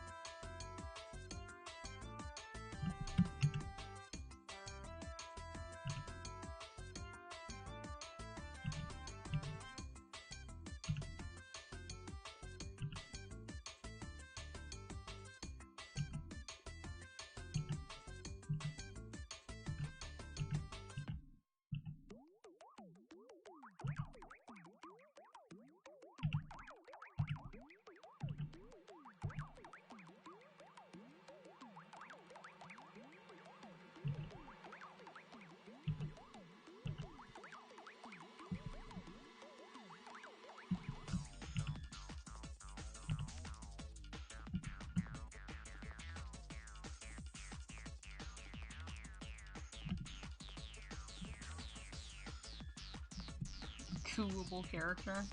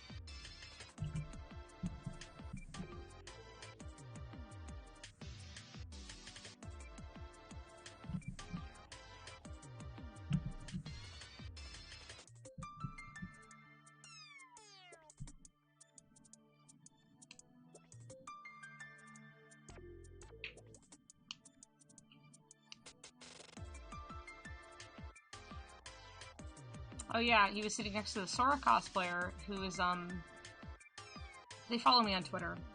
Cheer?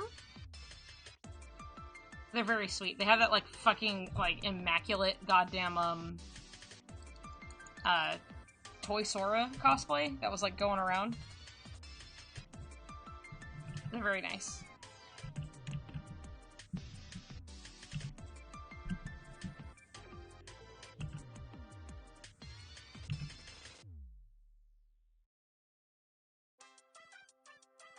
I hope you guys are liking my Ape Escape music here. Because it's good.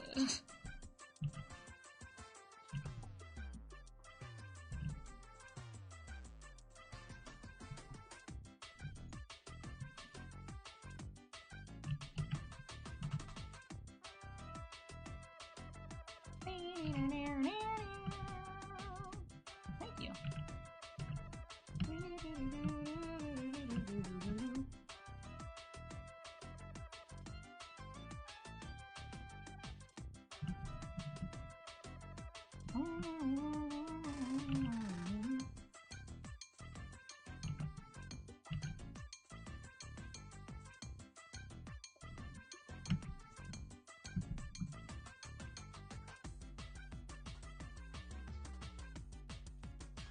Oh yeah, I totally fucking... Okay, hold on. Actually, just listen... I'm just offhand listening to, I did draw Ape Escape, like, Kingdom Hearts stuff. Hold on.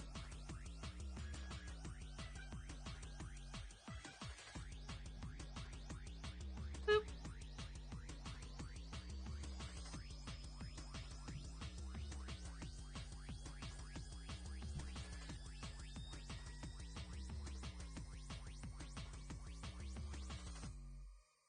I even drew a Power Wild instead of an ape.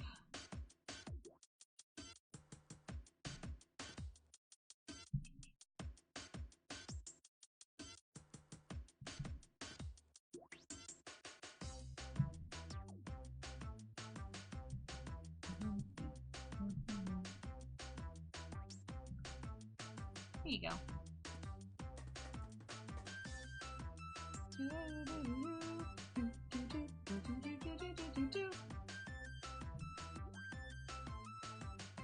Oh boy, you guys want to see the one instance of Rikai I ever drew, and it was because it was requested of me? Yeah, you do. I still made it cute. Except for there was something cursed about this, and I don't know why. Aside from me personally, like, Rikai is, like, so far, like, not a thing. Like, as... Like, I'm like, yeah, so Rikai, yeah, that's, you know, go for it, that's fine. But, like, within the realms of canon, I'm like, this is so far and away, like, not something, and... But it's like, I made it cute because it was for a friend, it was an art trade we did. But, for some reason, this shit was, like, cursed as fuck. I don't know why. That every time I tried to name it, and I put, like, the words Rikai whatsoever in the file name, it would just corrupt. I don't know why. It happened, and I went and just made an entirely new file with an entirely new drawing, and then it just did it again. So I had to save it as, like, untitled to even finish it, and then afterwards I just... then I could take care of it. It was... So, there you go. Oh, wait, here you go. Here's this too. Snapchat.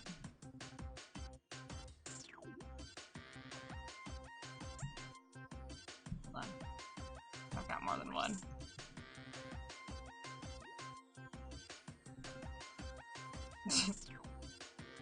Here you go.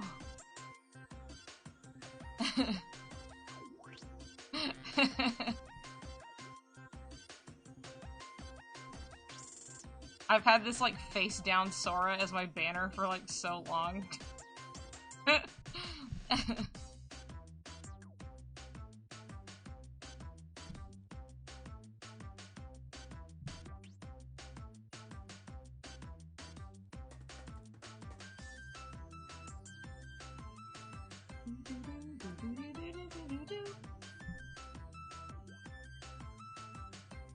Oh, I don't think I've ever actually shown this. Hold on.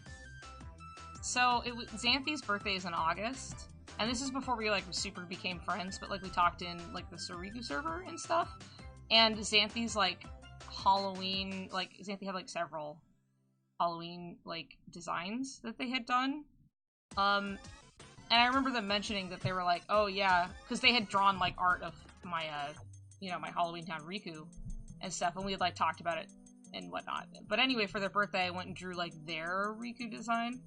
And I never posted it, because I just drew it and, like, sent it to them. But, here it is. He's got, like, skeleton hands. And limbs.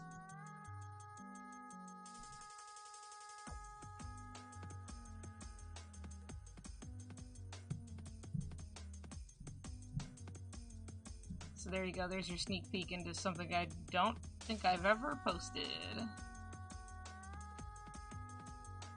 Oh, here's something I've never posted, because I was waiting for fucking Gemma to do the other part. But I drew this one day. And it's the fucking, like... like, Sydney and Justin McElroy. And the whole, like... I can't be sure, but I think Justin is having secret midnight cereal in the bathroom, as she, like, tweeted this. And then he just responded with this picture of him taking a picture, like, it was just this, like, the bathroom selfie, but he's got the fucking bowl of cereal. And, like, again, it was just something like, this is Soriku core, and I was like, yeah, it is, and I just showed up with this picture I drew. Here he is. Yeah, Bumpus is stuck in the tub. He can't get out. So I've basically been holding off on, like, posting it. Like, wait, maybe I can find the original picture.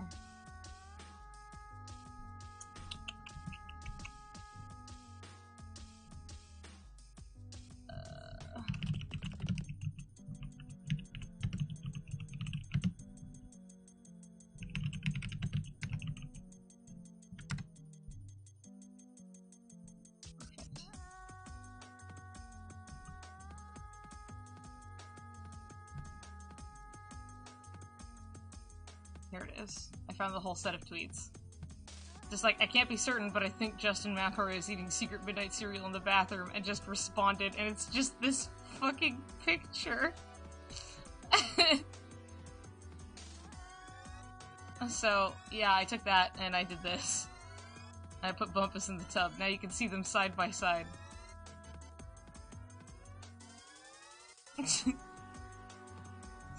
So there you go. Will this ever make the light of day? I don't know.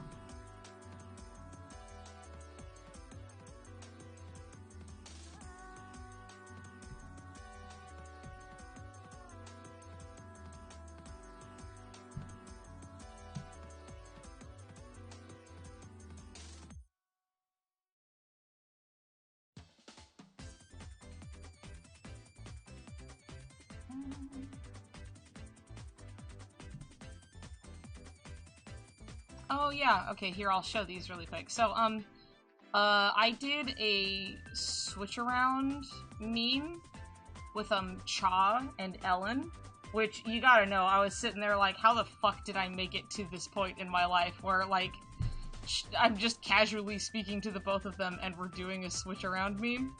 And this was it finished. The whole thing was drawing Sora with her eyes closed. So, this was mine. That I drew with my eyes closed. Here's Ellen's. Here's Cha's. And then it was just like, then lining it and then coloring it, so... So this was me lining it. You can see how, you know, and then Ellen colored it and stuff. And vice versa. And here's my coloring job of this. But then we were like, okay, let's do one where we actually just, like, it's, you know, we don't just do it as, like, a big joke, blind, like, draw kind of a thing. And we started it, but we all got really busy, like, right at the same time. So we had our sketches first and foremost. So here was Ellen's Riku. And it's, like, fucking fantastic, right? And then here was Chaw's. And then here was mine. And unfortunately, it just never made it past this stage. Like, this is all we got, so... It never, like, went anywhere, so now you guys get to see. And we all went and tried to draw, like, different Rikus, you know, too.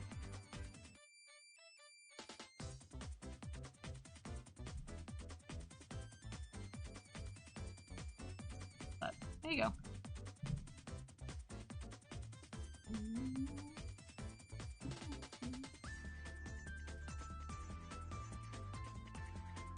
I guess it does cover 1, 2, and 3. That wasn't necessarily the goal, but it was just us making sure we drew different versions of Riku, kind of.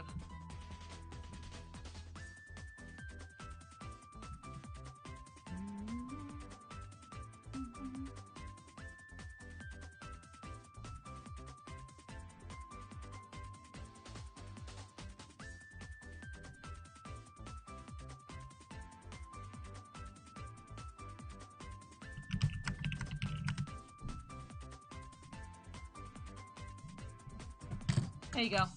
Insider secrets.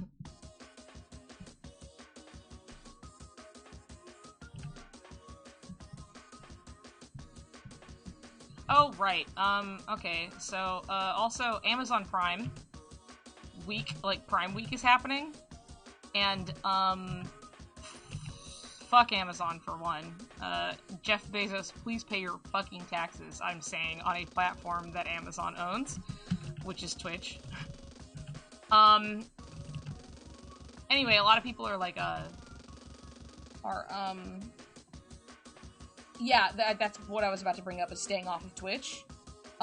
Because it's almost midnight for me, which then will bump it over into Prime Week, basically. So I was gonna try and end the stream soon, is the thing. Also, like, one of my roommates just works for Amazon, actually. He works at one of their warehouses. So, it's not just like a, fuck Amazon. I mean, which everybody should be anyway, because it's not hard to see that it's not great. But also just my good friend works at their fucking warehouses, and it's kind of a nightmare. Nobody gets paid enough for that fucking job. Anyway, so I'll probably be ending the stream very soon. But generally the idea is, yeah, because Amazon owns Twitch, so it's like, don't go on Twitch, don't buy anything from, you know, Prime Week. It's because it's like, especially if you're doing that, like, you're just literally actually making my friend's life easier who handles all the packages. And, you know, everybody else who works there and stuff. Like, because they expect you to, like, work overtime and yada yada, and, like, obviously you get paid for overtime, but it's just not great how people get treated when they just don't get paid enough in the first place. So, don't support Amazon this week, kids, including don't go on Twitch, which is what we're on. I may still stream, but it'll probably be on, like, Picardo or something, just like an alternative, if I do. Just so you know. But I'm gonna end this soon, because I also need to eat something. So. But I was really just, like, finally feeling like I could draw, and, like, not just die on my bed. So I really wanted to stream, so I'm glad everybody was here. It's been so fun. It's only been, like, 3 hours, and it, like, feels so much longer. Probably because I haven't done it in a while.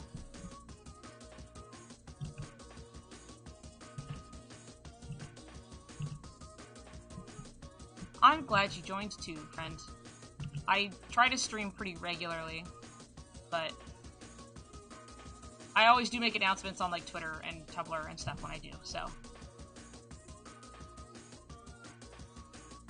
Yeah, fuck Jeff Bezos. Pay your fucking taxes. Just don't. You have so much money. Oh my good god. Jesus Christ. Okay. Have fun at your doctor's appointment. Or at least your sleep before you go to your doctor's appointment, assuming maybe if you have to go to sleep.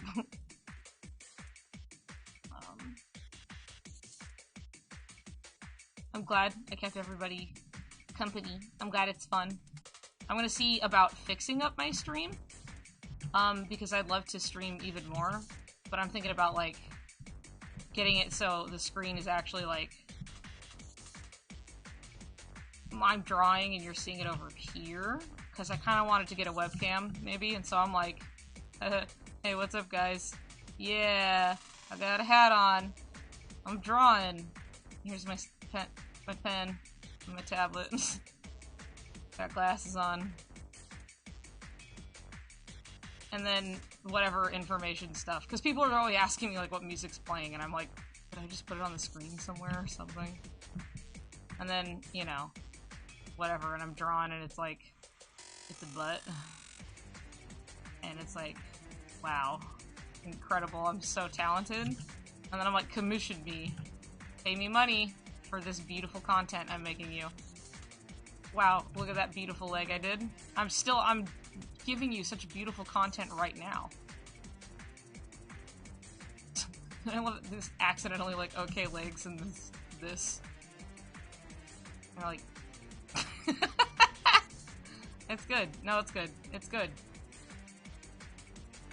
Anyway. Yeah, my face reveal. My face. I'm like...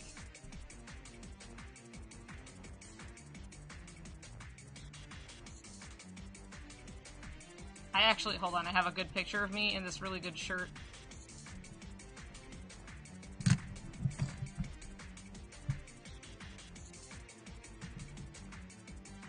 Oh, that's so nice and touching. I love that. I'm glad I could help you get into a thing and have fun. It's important to me. Okay, hold on. Hold up. My cool face reveal. Where is it? It was from when I did a TKO thing, so it was like this fucking t-shirts and whatnot. And, I drew this really fucking stupid-ass axle, and then I also put in the phrase, my butt itches, and then somebody else put it together, and it was like the best combination. And then I got the shirt. No, I don't fucking have it here, do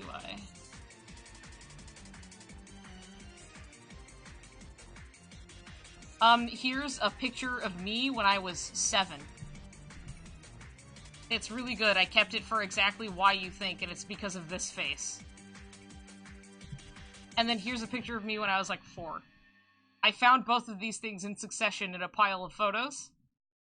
By God's great luck, did I find these 2 pictures of myself when I was a small child making the same face. This is for you guys, okay? This is for you. I fear nothing. Here's a recent picture of me. I have a lot of... It's recent-ish. It's like a year old. There you go. There's my face. I guess. It's not even the one I was looking for, but there you go. Oh shit. I didn't change my desktop back. Sorry. Here we go. There's a picture of me. There you go. I fixed it. Don't worry about it. Anyway, that's a recent picture of me. Kind of. See, I need the important detail of, Weenie Man is playing in the background. And I've got Sora's. It's me. But that's also not even what I was looking for. But here are these pictures of me when I was, here I am. And here I am. Really, really good. How do you feel?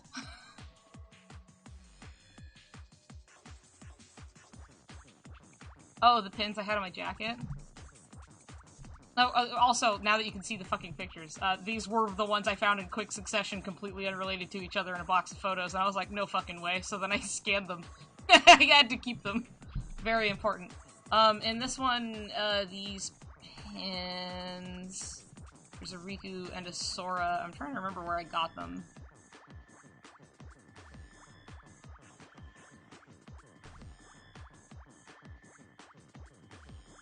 Oh my god, wait, okay, hold on. Here's a reveal really quick. I have my dad's face, almost exactly. Like, just me and my dad I look like him. Really, really, very much so. This is a very old picture, this is when I was still in high school, and you gotta know that, like, I also, like, sweat like a motherfucker. At least, like, my dad was graduating, and it was, like, in this place. It was so fucking hot, and so we were both just kind of sweaty, and I was, like, not happy to be there, but we were both making the same face, and we both have the same face. in this fucking picture. And this is when I had long hair. I have not had long hair for a long time. But we just are, like, here, being just both unimpressed and fucking sweaty, and it's hot. Anyway.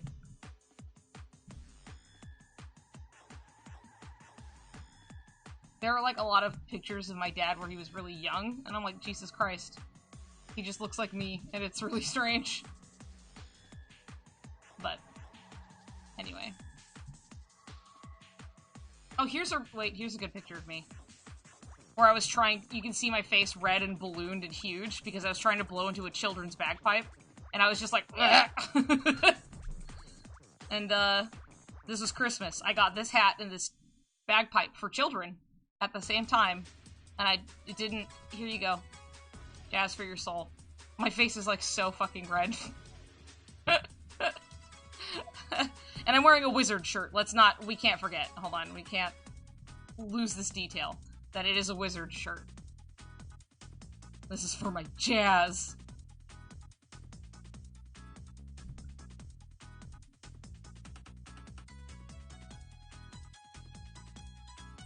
Also, I don't age. There are, like, pictures of me in high school and, like, pictures of me now. And, it's, like, the same. It just, nothing has changed at all. And I'm, like, 27. So...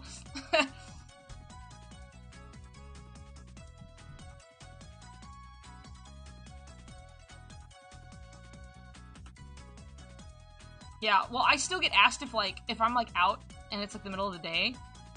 And, like, people are like, oh, is school out? And I'm like, I don't fucking know. I don't know. I would think it's still in, probably. Oh, hi, Seb. And yeah, it is kind of weird just being this age.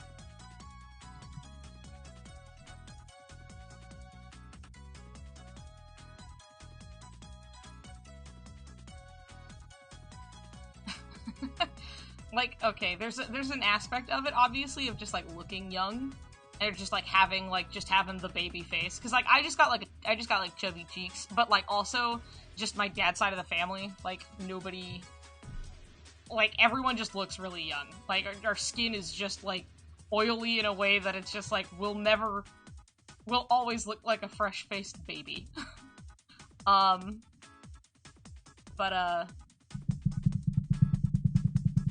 Oh yeah, no, like, I just dress like a fucking 8-year-old, so, you know, I don't do or attempt in any way to look like an adult, and so it, like, adds on to it. But what's strange, here's the strangest part, right, is, like, look, I'm just, like, I dress in just big, bright, stupid colors and, like, comfy pants, and, like, I look like Sans the Skeleton, because I am, and so, we have this going on, but here's the thing is, like, I do nothing whatsoever to hide that I have, like, double D boobs. They're not small. They're not small. And I'm not wearing anything to make them smaller. I'm even, in fact, kind of wearing a push-up bra right now. Fun fact, I guess, for you. But, like, it's just, like, they're just big. And, like, I still get mistaken as, like, a dude. It just happens. Like, but I don't know. I don't know how or why. I'm never bothered by it. I think it's funny, and I feel powerful when it happens. But it's just, like, I'm just kind of sitting around, like, I'm not trying here. I mean, do you not see these? They're, like, hello? Alright, okay. That's fine.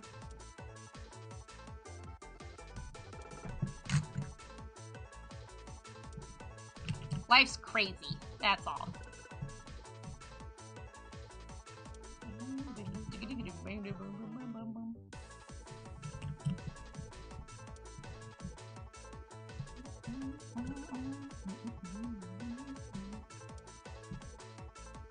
Yeah, the song rules.